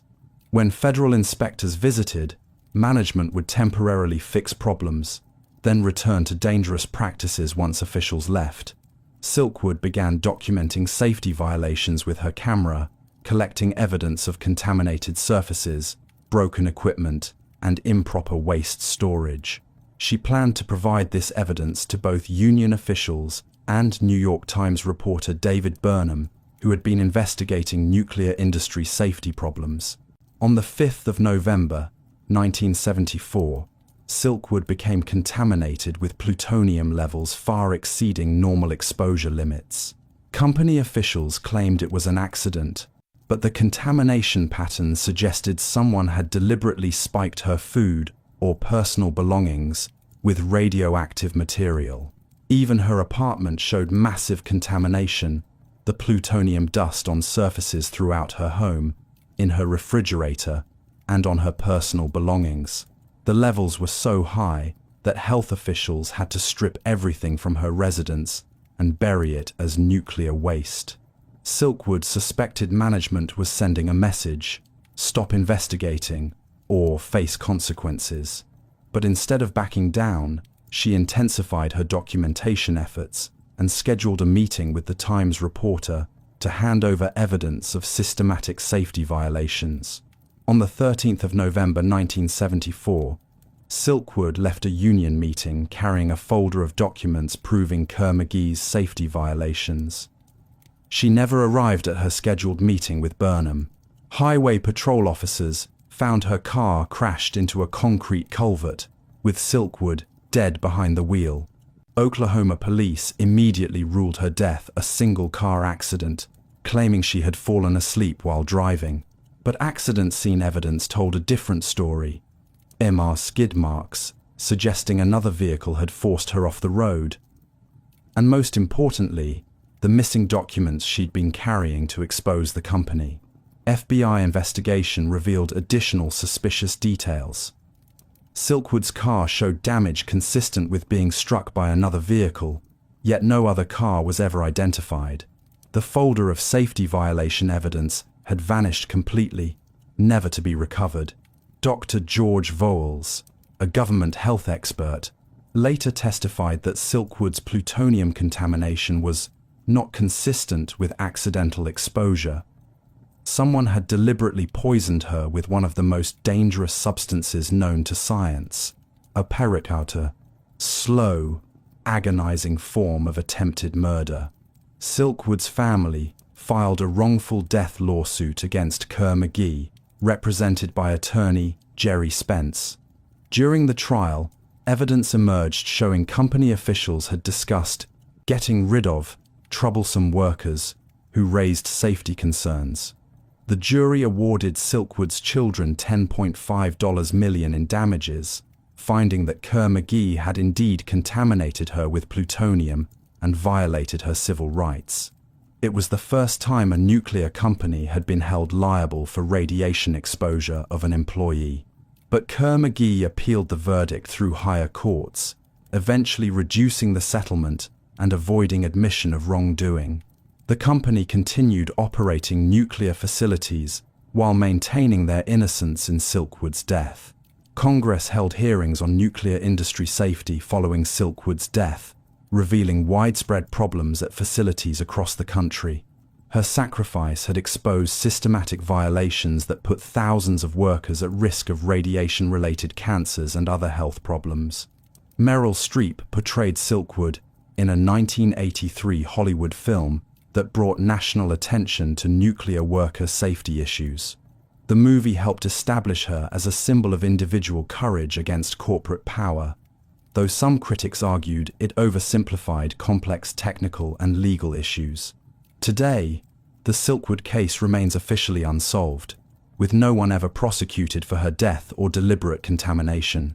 However, federal regulations governing nuclear worker safety were significantly strengthened following congressional investigations triggered by her efforts. Silkwood's story demonstrates how far some corporations will go to suppress evidence of dangerous practices. Her death served as a warning to other potential whistleblowers. Exposing corporate crimes can be literally fatal when billions of dollars are at stake. The case also revealed how regulatory agencies can be captured by the industries they're supposed to oversee. Nuclear Regulatory Commission officials had ignored worker complaints and failed to adequately inspect facilities, allowing dangerous conditions to persist unchecked. Most importantly, Silkwood proved that individual workers, USPA, even young women without college degrees or political connections, can force powerful institutions to change when they're willing to risk everything for the truth. Love Canal cover-up. Beneath the playground, where children laughed and ran during recess, lay 21,000 tons of buried chemical waste that would soon transform an entire neighborhood into America's most notorious toxic disaster zone. The Love Canal wasn't always a symbol of corporate negligence and government indifference. Picture buying your dream home in a quiet suburban neighborhood, only to discover years later that it was built directly on top of a chemical dump that's slowly poisoning your family. Between 1942 and 1953, that's exactly what Hooker Chemical Company created when they used an abandoned canal in Niagara Falls as their personal toxic waste repository. Hooker executives knew they were burying dangerous chemicals, werther, benzene, dioxin, and dozens of other carcinogens that could cause birth defects, cancer, and neurological damage. But rather than properly disposing of these substances, they simply dumped everything into the old waterway and covered it with dirt.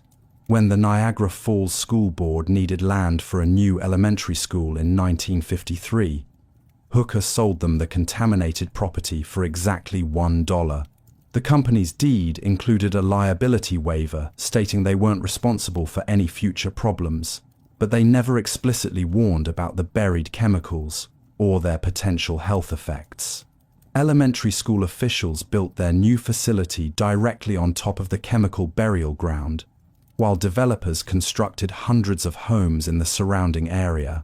Young families moved into what they believed was a safe, affordable community where their children could grow up healthy and happy. But by the early 1972s, residents began noticing disturbing patterns.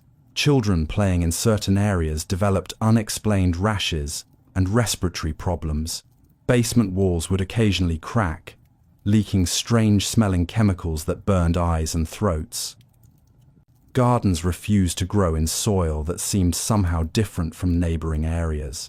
Lois Gibbs, a young mother whose son attended elementary school, started connecting these mysterious health problems after her child developed epilepsy and other serious conditions. She began systematically surveying her neighbors, documenting illnesses, birth defects, and environmental problems throughout the Love Canal area.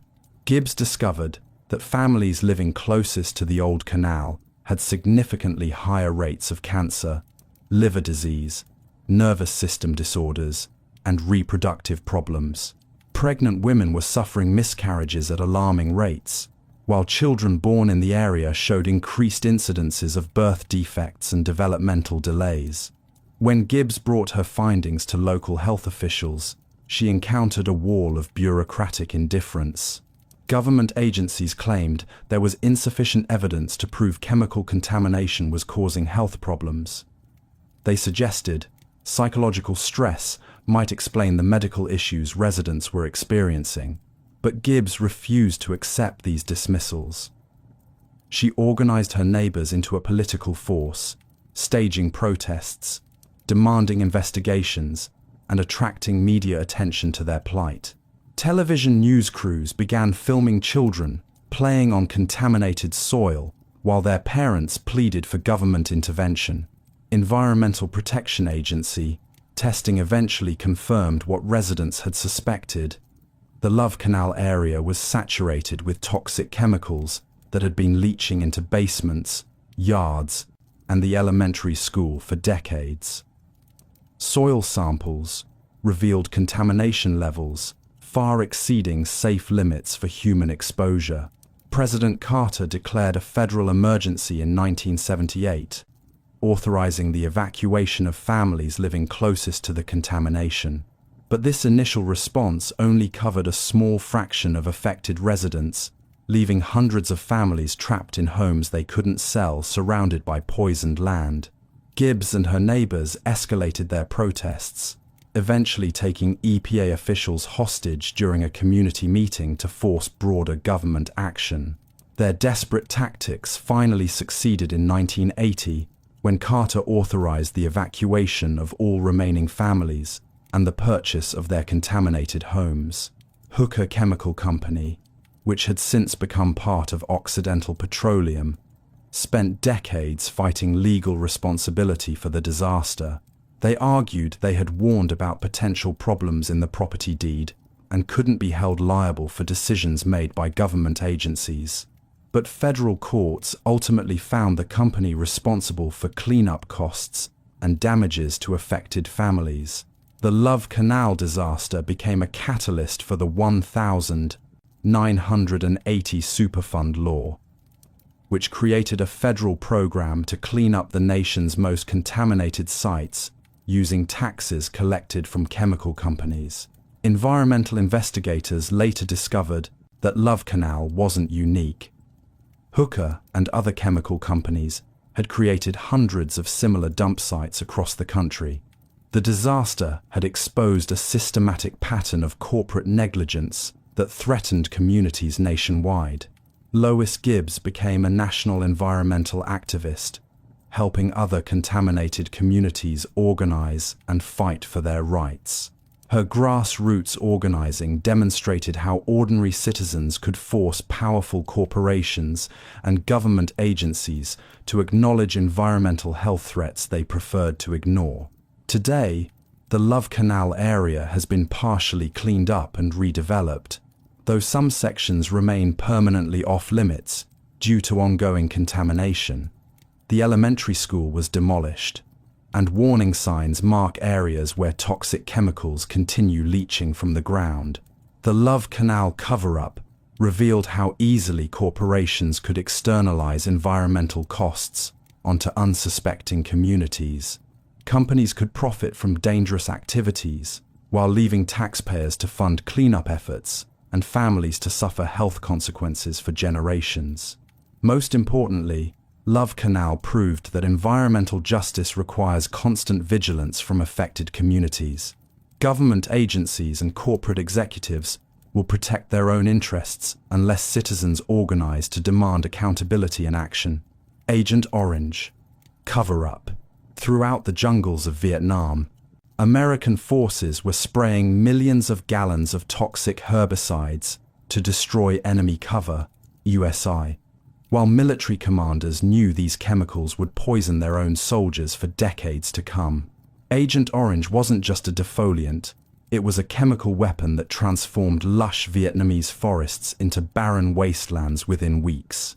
Picture your neighborhood being doused with industrial poison that kills every plant, contaminates the water supply, and causes cancer in anyone who breathes the air.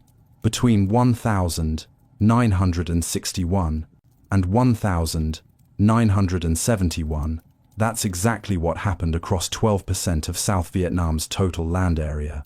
Dow Chemical and Monsanto manufactured Agent Orange, containing dioxin, CHP, one of the most toxic substances ever created by humans.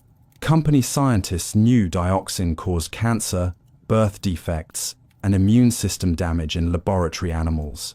Yet they continued producing millions of gallons for military use without warning about health risks. Military officials assured soldiers that Agent Orange was harmless to humans, encouraging them to swim in contaminated rivers and eat food grown in sprayed soil. Troops used empty herbicide barrels as water containers and shower facilities, unknowingly exposing themselves to deadly chemicals every day. But Pentagon documents reveal that defense officials knew Agent Orange was dangerous long before public admission. Internal memos from 1965 discussed dioxin's serious toxic effects, while public statements claimed the herbicides were relatively non-toxic to humans and animals. Veterans began developing strange illnesses within years of returning home: 2OC, rare cancers, neurological disorders, and children born with severe birth defects. When they sought medical help, doctors couldn't explain the symptoms and suggested psychological causes for clearly physical problems. Admiral Elmo Zumwalt Jr., who had ordered Agent Orange spraying while commanding naval forces in Vietnam, later watched his own son die from cancer, likely caused by the herbicides. Even military leaders who authorized the program became victims of their own chemical warfare decisions. Veterans Administration officials systematically denied disability claims related to Agent Orange exposure, insisting there was insufficient evidence linking herbicide exposure to health problems. They spent decades fighting veterans in court rather than providing medical care for service-related illnesses. Dr. James Clary, an Air Force scientist involved in the herbicide program, later revealed that military officials had been warned about dioxin's dangers but chose to ignore the risks. He testified that the Pentagon prioritized tactical advantages over soldier safety, treating American troops as expendable assets. Chemical companies fought liability lawsuits for decades, arguing they had simply followed government contracts and couldn't be held responsible for health effects. Yet their own internal documents showed executives knew about dioxin's toxicity while marketing Agent Orange as safe for military use. Class action lawsuits eventually forced a $180 million settlement for affected veterans in 1984, though this amount was inadequate to cover medical costs for hundreds of thousands of exposed soldiers. Many veterans died before receiving any compensation for their service-related illnesses. Vietnamese civilians suffered even more severely, with entire regions still contaminated decades after the war ended. Birth defects continue affecting children born long after Agent Orange. Spraying stopped, creating generational trauma in families who had no involvement in the conflict. Environmental damage proved equally devastating. Destroyed forests never recovered. Agricultural land remained toxic, and water supplies stayed contaminated for decades. What military officials called tactical defoliation was actually long-term ecological warfare against an entire country's environment. Congress finally acknowledged Agent Orange health effects in the 1990s, establishing presumptive disability benefits for veterans with certain cancers and other conditions. But this recognition came too late for thousands of veterans who had already died from herbicide-related illnesses. Admiral Zumwalt's personal tragedy, A.T., losing his son to Agent Orange-related cancer.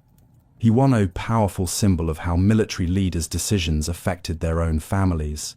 His public admission of responsibility helped validate veterans' health claims and forced broader government acknowledgement. Scientific studies eventually confirmed links between Agent Orange exposure and multiple cancers, diabetes, heart disease, and neurological disorders. Veterans, who had been dismissed as malingerers, were finally vindicated by medical research, proving their illnesses were service-connected. The Agent Orange cover-up demonstrated how military bureaucracy could systematically deny obvious truths to avoid financial liability. Officials spent more money fighting veterans' claims than they would have spent providing proper medical care from the beginning. Chemical manufacturers used identical tactics as tobacco companies, creating doubt about scientific evidence while hiding their own research proving health risks. Corporate lawyers delayed justice for decades, while exposed veterans suffered and died without compensation. Today, Agent Orange contamination continues, affecting Vietnam, with hotspots around former US military bases still showing dangerous dioxin levels. Cleanup efforts remain inadequate compared to the scale of environmental damage caused by chemical warfare. The scandal revealed how easily government officials could sacrifice soldiers' long-term health for short-term tactical advantages. Military leaders who sent troops into harm's way refused to accept responsibility when those same troops developed service-related illnesses. Most importantly, Agent Orange proved that chemical weapons inevitably harm the forces that deploy them. Military planners learned that environmental warfare creates uncontrolled consequences, affecting friend and enemy alike, for generations beyond any single conflict. Asbestos, industry conspiracy. For decades, asbestos company executives sat in boardrooms, reading medical reports that would terrify any parent. ACO, studies proving their miracle fiber was killing workers through lung cancer and mesothelioma, while publicly claiming their products were completely safe. Picture working in a factory where your boss knows the dust you're breathing will kill you in 20 years, but never mentions this tiny detail because it might hurt profits. Between the 1,930 and 1,980, that's exactly what happened to millions of construction workers, shipbuilders, and factory employees across America. Johns Manville, the industry's largest manufacturer, conducted internal studies as early as 1,930, showing asbestos caused severe lung diseases. Company doctors found workers developing asbestosis, scarred, damaged lungs that made breathing increasingly difficult until suffocation became inevitable. But instead of warning workers or improving safety conditions, executives decided to hide the evidence. They instructed company physicians not to tell sick employees about their diagnoses, allowing men to continue working in deadly conditions while their lungs slowly deteriorated. Internal memos revealed the industry's callous calculations. One executive wrote about balancing lawsuits versus the cost of changing our product, literally weighing human lives against potential profits. They chose profits every time. Asbestos companies created fake research organizations with names like Industrial Health Foundation to publish studies claiming their products were safe. They funded universities to produce research, contradicting independent scientists who had discovered asbestos dangers. Workers who developed lung diseases were told they had pneumonia, tuberculosis, or other conditions, CVH, anything except asbestos-related illness that might trigger worker compensation claims or safety investigations. By the time truth emerged in the 1970s, millions of workers had been exposed to deadly fibers while their employers knew the risks. Companies filed bankruptcy to avoid liability, leaving victims to die without compensation. Today, Asbestos still kills over 15,000 Americans annually, people who were exposed decades ago when their employers chose deception over worker safety. Operation Chaos.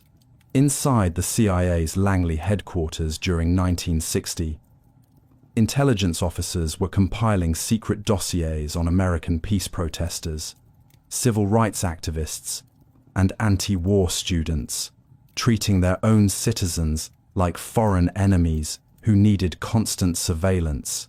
Operation Chaos began in 1967, when President Johnson became convinced that anti-war demonstrations were being orchestrated by foreign communist agents rather than ordinary Americans upset about Vietnam. Picture your paranoid neighbor becoming so suspicious that they start spying on everyone in the neighborhood, convinced that anyone who disagrees with them must be working for enemies. CIA Director Richard Helms' new domestic surveillance violated the agency's charter, which explicitly prohibited spying on American citizens within US borders.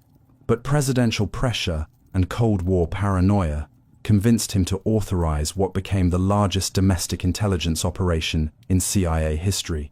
Agent provocateurs infiltrated student organizations, peace groups, and civil rights movements, not to gather intelligence about foreign threats, but to monitor Americans exercising their constitutional rights to protest government policies they opposed. James Jesus Angleton, the CIA's paranoid counterintelligence chief, expanded chaos beyond anything Johnson had requested. His staff created files on over 300,000 American citizens and organizations, tracking everyone from prominent activists like Dr. Benjamin Spock to college students who attended anti-war rallies. CIA officers opened mail without warrants, tapped phones illegally, and conducted physical surveillance of American citizens whose only crime was opposing their government's foreign policy. They treated constitutional protections as obstacles to overcome rather than fundamental rights to respect. Operation Chaos agents used sophisticated psychological profiles to map relationships between different activist groups, identifying leaders, and attempting to create conflicts within the movement. They wanted to fragment opposition rather than understand genuine grievances driving protests. The program expanded to include surveillance of journalists, covering anti-war activities, black civil rights organizations, and even members of Congress who questioned Vietnam policies. CIA files contained detailed information about lawmakers' personal lives, creating potential blackmail material against elected officials. But after 7 years of intensive domestic spying, Operation Chaos produced virtually no evidence of foreign involvement in American protest movements. The vast majority of anti-war activists were ordinary citizens, genuinely opposed to Vietnam policies, not communist agents following foreign orders. Seymour Hersh's explosive New York Times investigation in 1974 revealed Chaos's existence, shocking Americans who had trusted their intelligence agencies to respect constitutional boundaries. Congressional hearings led by Senator Frank Church exposed the program's massive scope and complete lack of foreign intelligence value. CIA documents revealed that agency officials knew they were violating federal law, but continued operations anyway, because they believed national security justified breaking constitutional restrictions. They created a secret domestic police force accountable to no civilian oversight. Operation Chaos files contain detailed surveillance reports on prominent Americans, including Senator Eugene McCarthy, journalist Tom Wicker, and civil rights leader Julian Bond. Intelligence officers had been treating respected public figures like suspected foreign spies, simply for opposing government policies. The program demonstrated how easily intelligence agencies could turn their capabilities against domestic political opponents when officials convinced themselves that dissent equaled disloyalty. Constitutional protections meant nothing when intelligence bureaucrats decided national security required ignoring them. Church committee investigations led to new laws restricting domestic surveillance and requiring judicial oversight for intelligence operations targeting American citizens. But critics argued these reforms were cosmetic changes that didn't fundamentally alter intelligence agencies' authoritarian mentality. Operation Chaos established dangerous precedents for treating political opposition as potential terrorism, patterns that would reappear decades later, when intelligence agencies expanded domestic surveillance programs following Yhdeksän yksitoista attacks. Today, declassified chaos documents provide detailed evidence of how democratic governments can systematically violate citizens' rights while claiming to protect national security. The program that found no foreign connections instead revealed how intelligence agencies could become threats to the very democracy they claim to defend. The operation's failure to discover foreign involvement in anti-war movements proved that American dissent was genuinely domestic. NETY. Citizens exercising democratic rights their government refused to acknowledge as legitimate.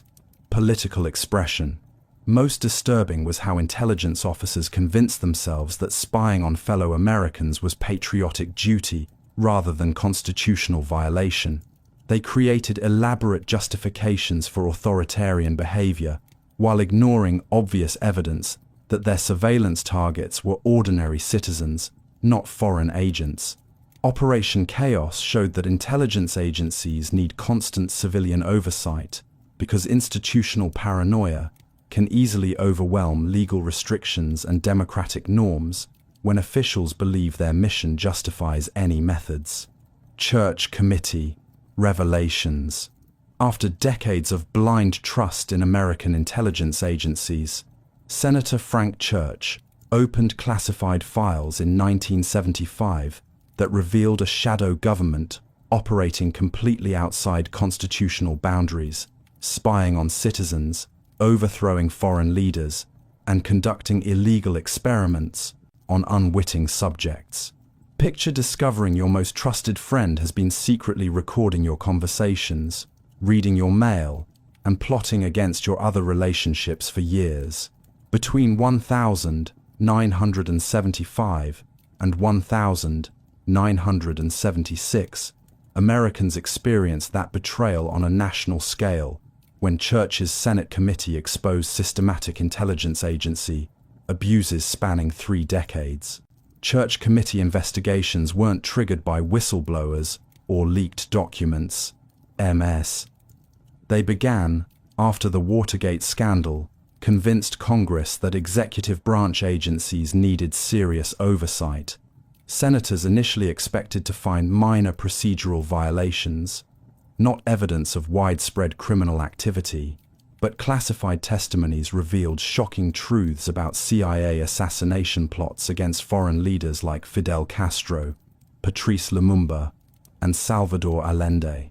Intelligence officers had developed poison pills, explosive cigars, and other bizarre murder weapons while collaborating with organized crime figures. FBI documents showed COINTELPRO operations had systematically violated citizens' constitutional rights for 15 years. Federal agents had burglarized homes, opened mail, and destroyed political organizations through forged letters and false flag operations designed to create internal conflicts. NSA officials admitted to intercepting millions of international communications by American citizens without warrants, via a massive surveillance program that treated constitutional protections as inconvenient obstacles rather than fundamental rights requiring respect. Church himself was so disturbed by his committee's findings that he warned, "The United States must not adopt the tactics of the enemy. In the long run, those tactics will destroy us."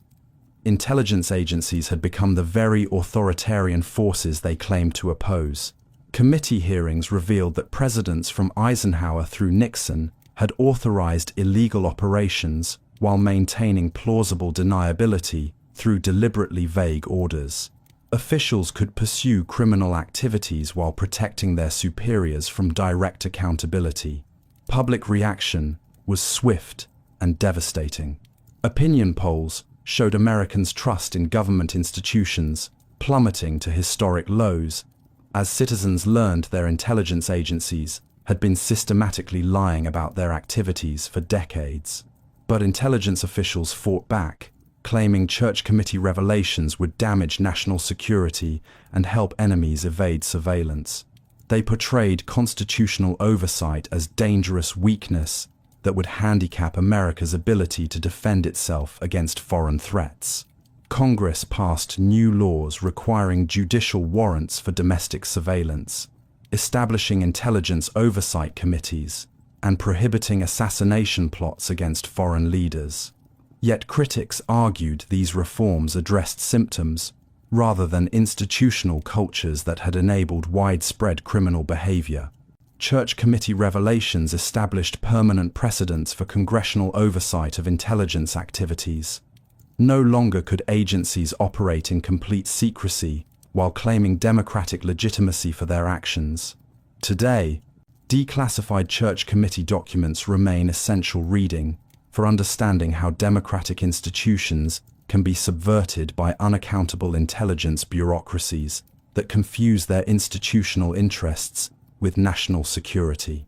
Requirements. Operation Gladio. Behind the scenes of post-war Europe, NATO was secretly training civilian militias to fight Soviet occupation, TA. But these stay-behind armies soon became right-wing terrorist networks bombing their own citizens to prevent democratic elections from going the wrong way. Operation Gladio wasn't just one country's contingency plan, USA. It was a continent-wide conspiracy involving every major Western European nation. Picture your neighborhood emergency preparedness group secretly stockpiling weapons and explosives. Except instead of preparing for natural disasters, they're planning to overthrow your local government if they don't like election results.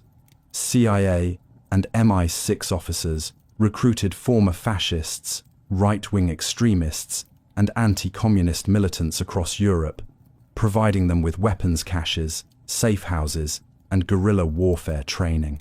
The official goal was creating resistance networks if the Soviets invaded. But the real mission became preventing left-wing parties from winning democratic elections. Italian Gladio operatives carried out the 1,980 Bologna railway station bombing that killed 85 people, then blamed left-wing terrorists to discredit communist parties before crucial elections. They used identical tactics across Europe. MBU, commit terrorist attacks, blame political opponents, then present themselves as the only alternative to chaos. When Italian Prime Minister Giulio Andreotti finally exposed Gladio's existence in 1990, European governments were forced to admit they'd been running secret armies for decades. These weren't theoretical contingency plans, FIS. They were active terrorist organizations, funded by taxpayers and directed by intelligence agencies. Gladio networks had infiltrated police forces, military units, and government agencies throughout Europe, creating a shadow state capable of overthrowing democratically elected governments whenever NATO officials deemed it necessary. The revelations explained decades of mysterious terrorist attacks that had shaped European politics, proving that some of the continent's bloodiest incidents were actually false flag operations designed to manipulate public opinion and electoral outcomes. European parliamentarians demanded investigations, but most Gladio archives remain classified today. The stay-behind networks that were supposedly disbanded in the 1990s may have simply gone deeper underground, waiting for the next crisis to justify their reactivation. Operation Gladio proved that NATO wasn't just a defensive alliance, 27. It was willing to use terrorism against its own citizens to maintain preferred political arrangements, treating democracy as acceptable only when it produced the right results. Today, scholars debate whether similar networks still operate in different forms, using updated methods to influence elections and prevent unwanted political changes in democratic societies across the Western world. Bay of Pigs invasion. Under cover of darkness, in April 1961, CIA-trained Cuban exiles stormed ashore at Cuba's Bay of Pigs, USSE. But what appeared to be a spontaneous uprising was actually a meticulously planned American invasion designed to look like it had nothing to do with the U.S. government. President Kennedy inherited this covert operation from the Eisenhower administration, who had spent months training 1,400 Cuban refugees in secret camps across Guatemala. Picture organizing your neighborhood's biggest party while pretending you have nothing to do with it, except, instead of a celebration, this was an attempted overthrow of a sovereign government. CIA planners promised Kennedy the invasion would spark a massive popular uprising against Castro, allowing America to support Cuban freedom fighters without appearing to violate international law. They painted rosy scenarios where grateful Cubans would welcome the invaders as liberators. But the Bay of Pigs invasion was doomed from the start. Castro's forces quickly surrounded the landing beaches, while the promised popular uprising never materialized. Most Cubans either supported Castro or remained neutral, leaving the CIA-trained exiles stranded without reinforcements. Kennedy refused to authorize direct American air support, unwilling to escalate the operation into open warfare between the superpowers. Within 72 hours, Castro's military had captured or killed most of the invading force, turning America's secret operation into a public humiliation. CIA officials had assured Kennedy the invasion could be kept secret even if it failed, but captured documents and prisoner interrogations immediately exposed American involvement. The plausible deniability that intelligence planners had promised evaporated within days. Kennedy publicly accepted responsibility for the disaster, while privately seething at CIA officials who had misled him about the operation's chances for success. The failed invasion pushed Castro firmly into the Soviet sphere of influence, achieving the opposite of its intended goal. The Bay of Pigs conspiracy demonstrated how intelligence agencies could manipulate presidents through selective briefings and overly optimistic assessments. CIA planners had convinced themselves their operation would succeed despite obvious flaws in their strategy. Over 1,100 captured invasion force members spent nearly 2 years in Cuban prisons before being ransomed back to America for medical supplies and food. Their failed mission became a permanent symbol of CIA overconfidence and poor planning. Today, declassified documents reveal the full scope of American involvement in what officials initially claimed was an independent Cuban exile operation with no U.S. government connections. Gulf of Tonkin incident. On the 4th of August 1964, President Johnson rushed to television cameras, claiming North Vietnamese forces had launched an unprovoked attack on American destroyers in international waters, PEN. But the dramatic battle he described to justify massive escalation in Vietnam had never actually happened. Picture your friend calling you in a panic, claiming someone attacked them and demanding you help fight back, only to discover later they made up the entire story to get you involved in their personal conflict. Johnson's Gulf of Tonkin narrative was exactly that kind of manufactured crisis, designed to pull America into a war most citizens didn't want. Captain John Herrick, commander of the USS Maddox, sent urgent cables to Washington on August 4th, stating that his sonar operators might have been tracking false radar echoes rather than enemy torpedo boats. He explicitly warned that no actual visual sightings of North Vietnamese vessels had occurred during the supposed second attack. Johnson ignored Herrick's doubts and used the Phantom Battle to demand congressional authorization for military action in Southeast Asia. Within days, Congress passed the Gulf of Tonkin resolution by overwhelming margins, giving the president broad war powers based on an incident that military commanders on the scene knew had never taken place. Defense Secretary Robert McNamara later admitted he knew the August 4th attack was questionable when he testified before Congress, but chose to present it as fact anyway. Military officers who had expressed doubts about the incident were ordered to remain silent, while politicians used their manufactured crisis to justify escalating American involvement. NSA intercepts declassified decades later proved that no North Vietnamese attack occurred on August 4th. The evidence Johnson used to convince Congress consisted of misinterpreted radar signals, panicked radio chatter, and deliberate distortions of ambiguous intelligence reports. The Gulf of Tonkin deception launched a conflict that would kill 58,000 Americans and over 1 million Vietnamese, while consuming hundreds of billions of dollars. Johnson's lie about a non-existent naval battle became the legal foundation for one of America's longest and most devastating wars.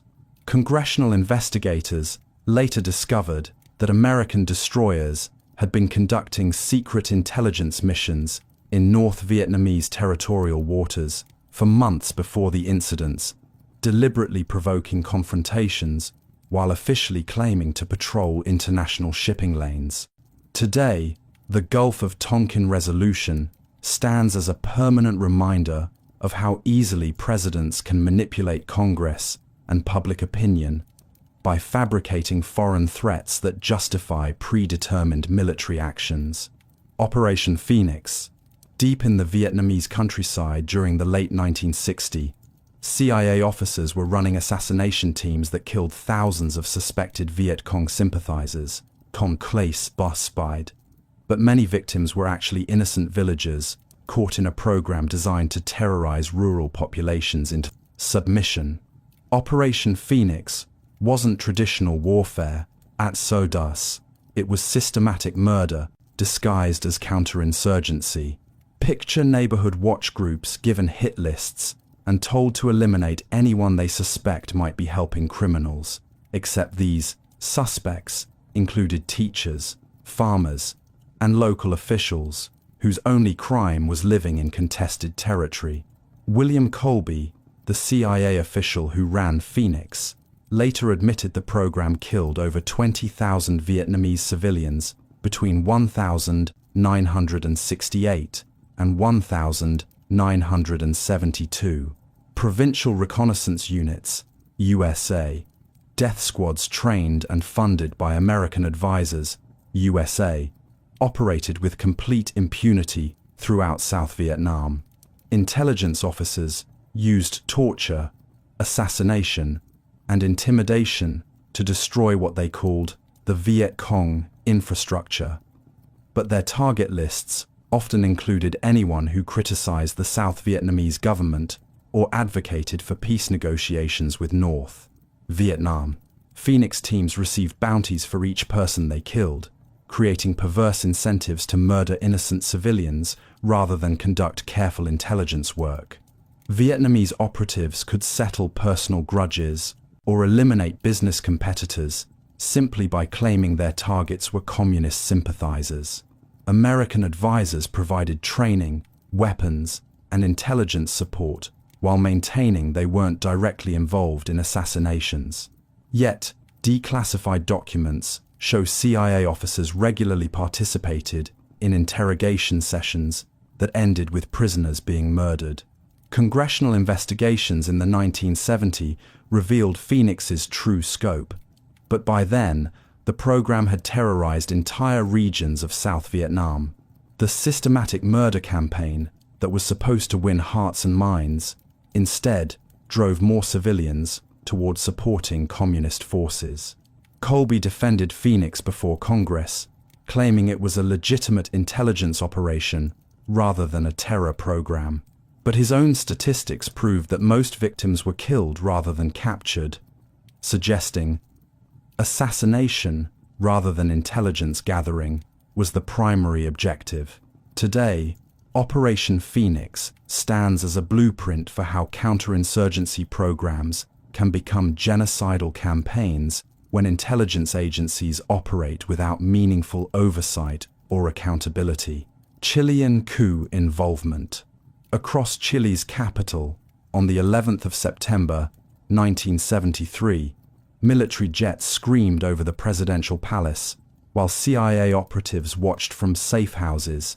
The violent overthrow they'd been planning for 3 years was finally destroying South America's oldest democracy.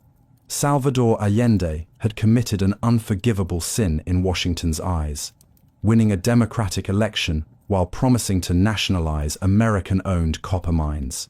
Picture your neighbor deciding to take back their backyard from someone who's been using it for free, except that someone was ITT Corporation and other US multinational companies. Henry Kissinger famously declared, "I don't see why we need to stand by and watch a country go communist due to the irresponsibility of its own people." Democracy was acceptable only when it produced American-approved results. The CIA spent $8 million between 1970 and 1973, bribing Chilean politicians, funding opposition newspapers, and organizing strikes designed to create economic chaos. They wanted to make Allende's government appear incompetent and unstable. When economic warfare failed to topple Allende, American officials shifted to supporting military conspirators. General Augusto Pinochet received encouragement and intelligence support from CIA agents, who assured him Washington would recognize any successful coup. On the day of the coup, Allende died defending his democratically elected government, while Pinochet's forces seized power with tacit American approval. Within hours, soldiers were rounding up thousands of suspected leftists for imprisonment, torture, and execution. Pinochet's dictatorship killed over 3,000 people and tortured tens of thousands more during 17 years of brutal rule. The Chicago Boys, economists trained at American universities, implemented radical free market policies that benefited foreign corporations while devastating Chile's working class. Declassified documents later proved extensive U.S. involvement in destabilizing Allende's government. Nixon and Kissinger had ordered the CIA to make the economy scream until Chileans begged for relief from any source. The Chilean coup became a template for U.S. interventions across Latin America, proving that democratic elections meant nothing when they threatened American business interests. Allende's crime wasn't communism. It was economic nationalism that challenged corporate profits. Today, Chile still struggles with inequality and trauma from the Pinochet era, while American officials who orchestrated the coup faced no consequences for destroying a democracy that had survived longer than most European nations. Manhattan Project Secrecy. Across the American Southwest in the early 1940s, thousands of workers were building the world's most destructive weapons while having absolutely no idea what they were creating. Their own government had convinced them they were manufacturing boat parts and farming equipment. Manhattan Project Secrecy wasn't just about hiding military plans from enemies. It was about deceiving American citizens who were unknowingly participating in humanity's most dangerous scientific experiment. Picture working at a factory for 3 years, never knowing your job. Involves building devices capable of destroying entire cities until you see the results on television. General Leslie Groves implemented compartmentalization so strict that most workers only knew their specific task, not the broader mission. Machinists crafted precision components without understanding their purpose, while chemists processed uranium, thinking they were refining industrial materials for the war effort. Oak Ridge, Tennessee, became a secret city of 75,000 people who lived behind barbed wire and security checkpoints. Residents couldn't tell family members where they worked or what they did, creating an entire community built on systematic deception and enforced ignorance. Scientists like J. Robert Oppenheimer knew they were building atomic bombs, but even they didn't fully understand the weapon's long-term environmental and health consequences. The Manhattan Project pushed forward without adequate safety testing or consideration of radioactive fallout effects. Workers handling uranium and plutonium received minimal safety training because officials feared detailed precautions might reveal the project's true nature. Many developed radiation-related illnesses years later without understanding why their health was failing. When atomic bombs destroyed Hiroshima and Nagasaki in August 1945, Manhattan Project workers finally learned what their labor had created. Some felt pride in ending World War II, while others were horrified to discover they'd participated in mass destruction. The secrecy continued after the war, with government officials denying health problems among nuclear workers and downplaying radiation risks to nearby communities. Families affected by nuclear testing and production facilities spent decades fighting for recognition and medical care. Declassified documents reveal that Manhattan Project leaders knew they were exposing workers and civilians to dangerous radiation levels, but chose to prioritize weapons production over public safety. National security justified any risk to American citizens. Today, the Manhattan Project's legacy includes not just nuclear weapons, but a template for conducting massive government programs in complete secrecy while using American citizens as unwitting test subjects for dangerous technologies. Human radiation experiments. Without their knowledge or consent, thousands of Americans became test subjects for government scientists studying radiation's effects on the human body. COPS, pregnant women, hospital patients, and even children were secretly injected with plutonium and uranium just to see what would happen. Picture visiting your doctor for routine treatment, but instead of helping you heal, they're secretly using you as a lab rat for dangerous experiments. Between 1944 and 1974, that's exactly what happened to unsuspecting patients across America, while government researchers treated human beings like disposable laboratory equipment. At Vanderbilt University, doctors convinced 829 pregnant women to drink vitamin cocktails that actually contained radioactive iron. They wanted to study how radiation affected fetal development, MIAS, but never told the mothers they were participating in potentially deadly experiments. Researchers at Massachusetts Institute of Technology fed radioactive oatmeal to mentally disabled children at the Fernald School, telling parents the special breakfast would help their kids' development. Instead, scientists were tracking how radioactive materials moved through growing bodies. Hospital patients across the country received injections of plutonium, one of the most toxic substances on Earth, while doctors told them they were getting new treatments for their illnesses.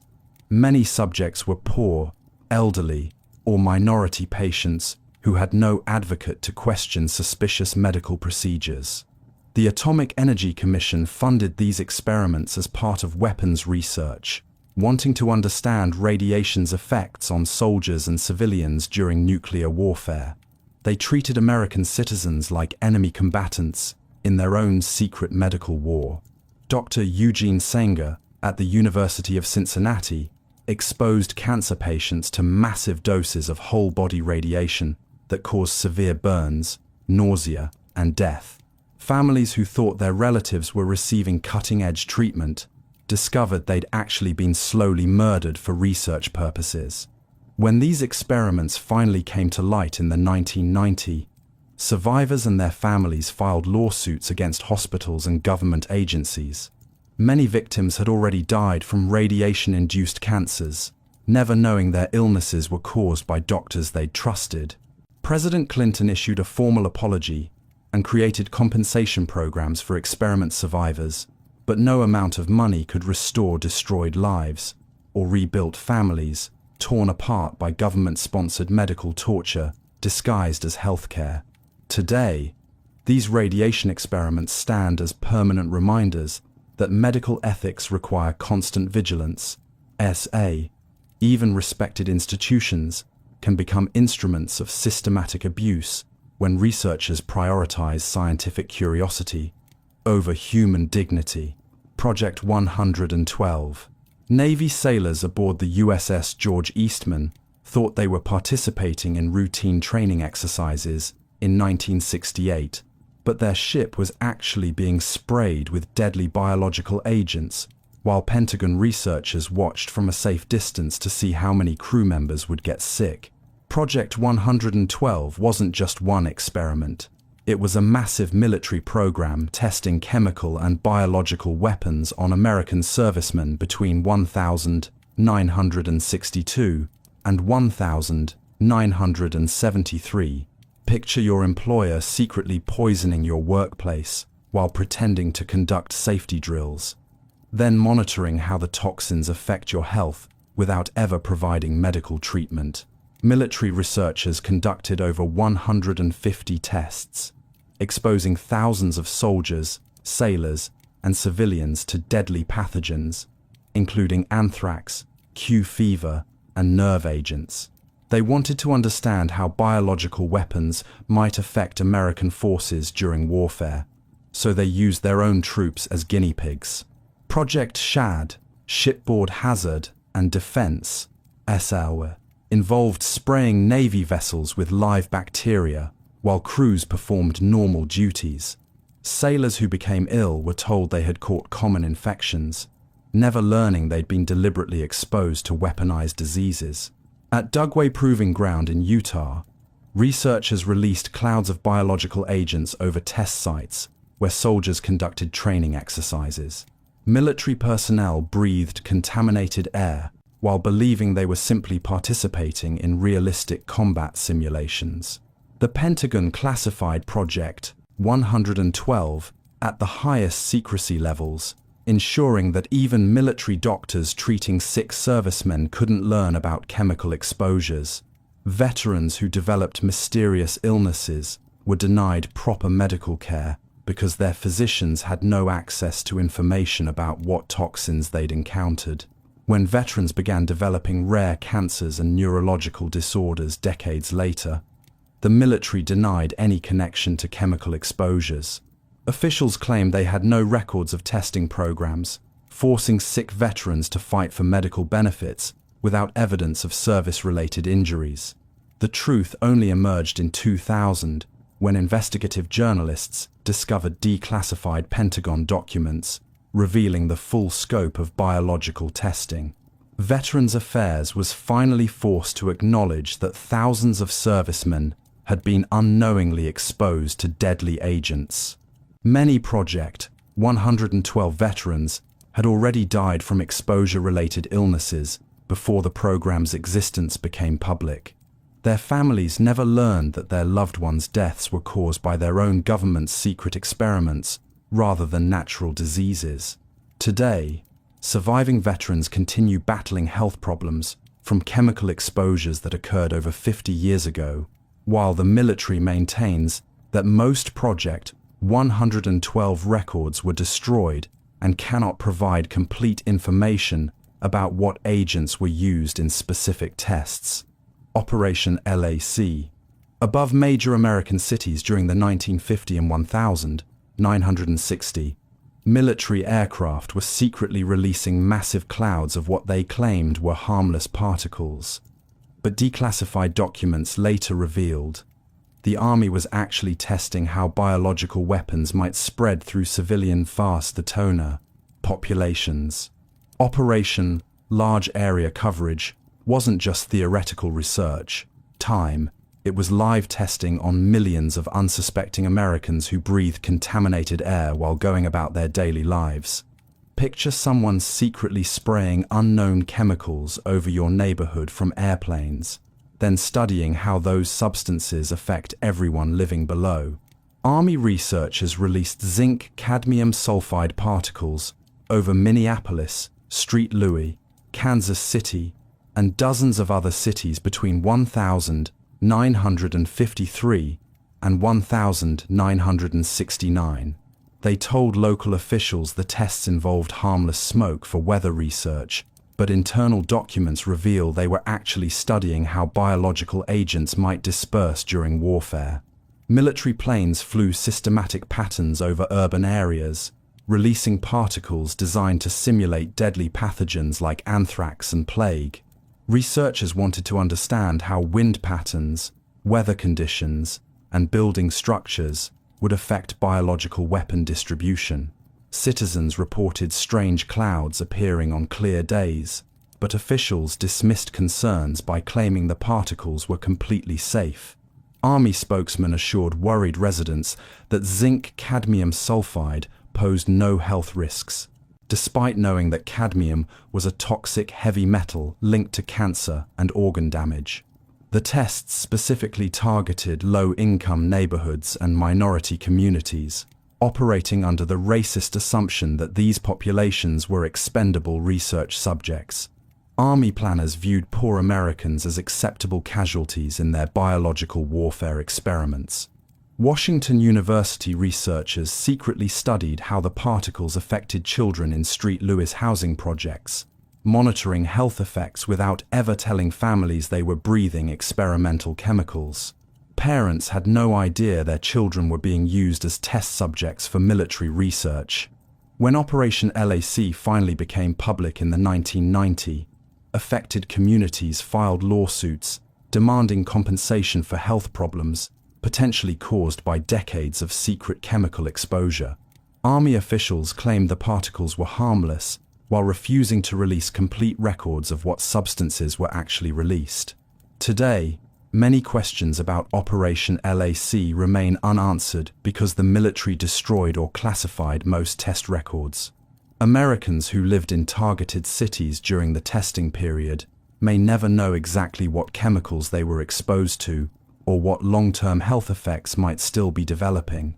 The operation proved that military researchers viewed American civilians as acceptable test subjects for weapons research, willing to contaminate entire cities without consent or medical monitoring to advance their biological warfare capabilities.